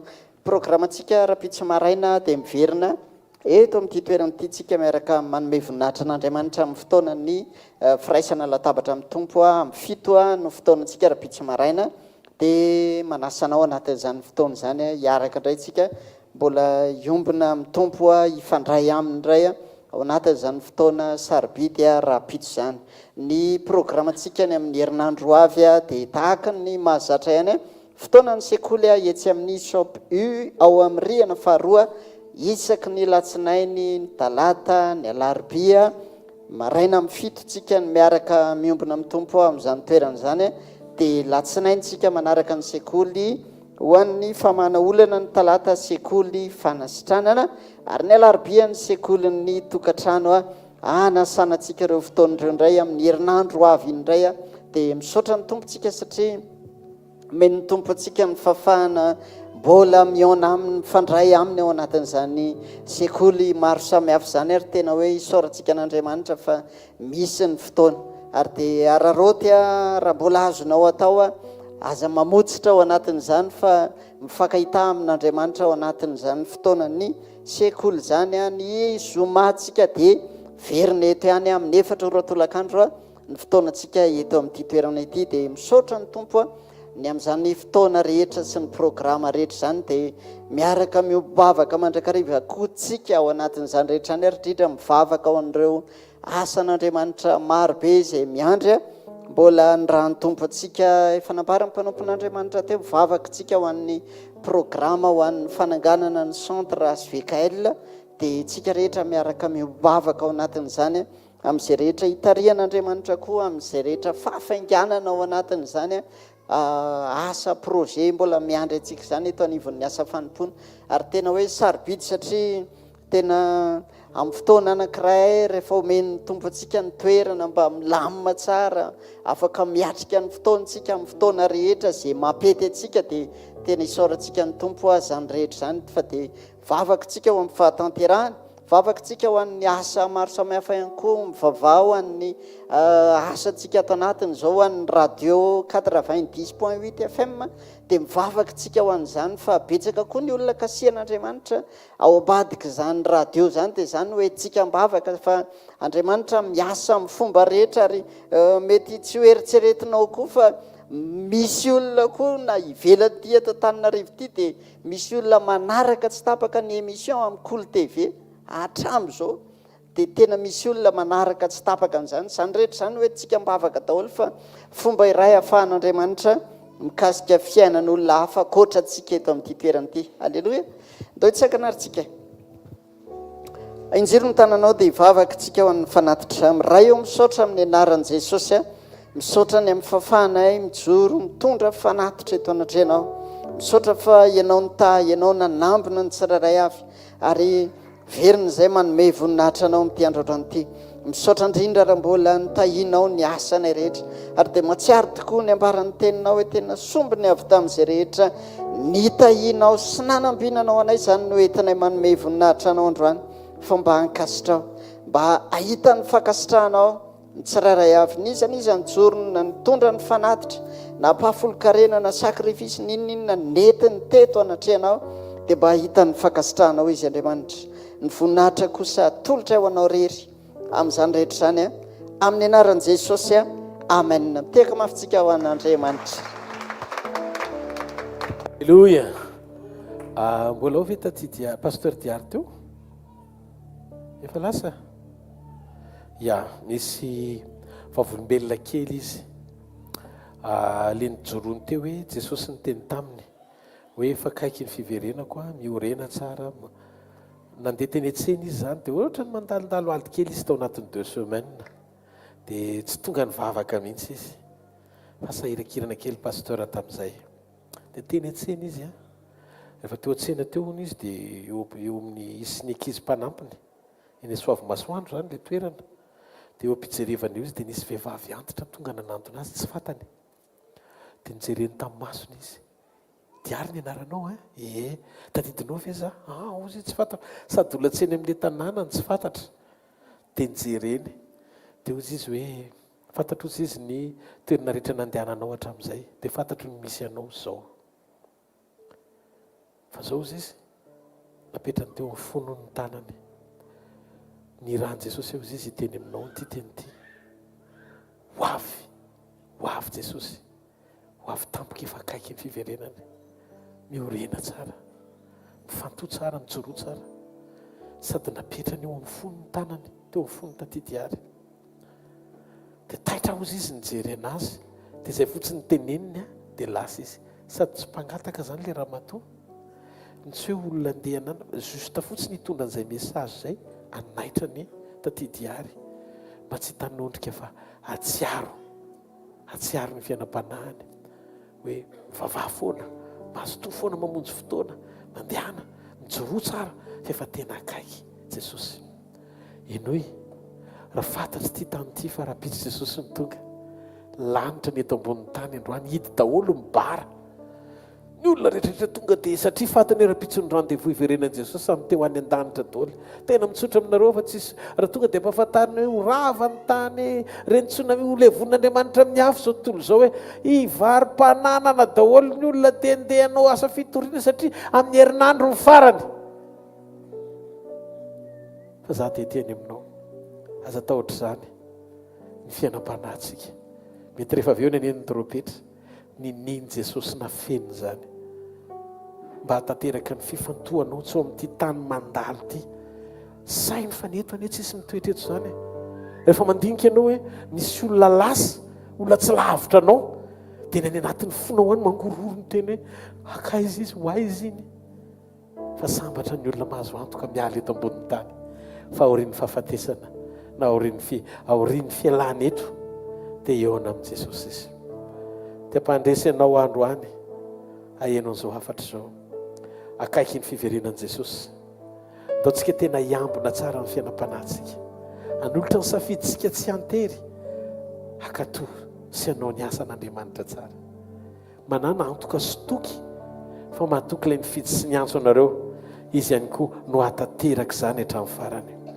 afofany amin'ny lanitra ny tanao dia misaora azy amin'ny fonao manontolo saotra tompo fa maniraka olona foana ianao na maniraka anjely koa azy indraindray ampatsiaro anay fa ny tena fiainana dia fiombonana aminao misaotra ny amin'ny fanafahanao misaotra ny amin'ny famonjenao misaotra amin'ny zavatra rehetra ary fantatra fa nandroany ariva azy dia afaka hikasika marary ianao afaka hanasitrana aretina ianao afaka hanafaka amin'ny fatorana ianao afaka hanokatra ny lala mifampahitapity ianao afaka mbola hiady sy hampahita ny sosiny tsara ho an'ny zanakao raha mbola miaina eto an-tany izy fa tsy tanjonay zany Jesosy tanjonay ny iray tanteraka aminao satria raha miray aminao zay ka mitoetra ao anatinay ny teninao dia afaka hangataka izay na inona fa ho azonay zany tsy tokony isy ampitanondrika anay fa manatsara fotsiny ny fiombonana aminao dia misokatra amin'ny varavarana eo anoloana efa nataonao afahany mandroso mifankahita amin'ny fahatsaranao rehetra. Matsiary ny Isaia toko voalohany 10:20 raha miaino somakatoa ianao dia hihinana mivoka-tsoa amin'ny tany. Sambatra malemy fanahy fa izy no andovan'ny tany. Ndao tsika angataka amin'i Jesosy androany hariva dia avy eo mifoko Andriamanitra amboariny atao anaty io. Olay karazan'olona tena mety aminao sy ampifaly ianao amin'ny androm-piainako rehetra. Mba hamora amin'ny fiainako izay fahasarotana misy rehetra eto amin'izao tontolo izao satria ny miaraka aminao manoatra noho ny mpandresy. Voninahitra ny ho anao rery mandrakizay. Afofainy amin'ny lanitra ny tanao dia misaora azy amin'ny fonao manontolo. Misaotra Jesosy. Misaotra amin'ny fanasitranana. Misaora azy amin'ny fanasitranana. Misaora azy amin'ny fanafahana. Misaora azy amin'ny kasika. Misaora azy amin'ny teny. Misaora azy amin'ny famonjena. Misaotra amin'ny famelan-keloka. Misaotra amin'ny fitantanana. Misaotra amin'ny fampaherezana. Misaotra amin'ny fampijoroana. Misaotra Jesosy amin'ny zavatra rehetra. Ho anao rery mifankasitrana mandrakizay. Tiakasitraka anao amin'ny fonao manontolo izay. Raha misy dera, raha misy haja, raha misy voninahitra, raha misy fisaorana, raha misy fiankofana, ho anao ilay tokana mitoetra amin'ny seza fiandrianana mandrakizay.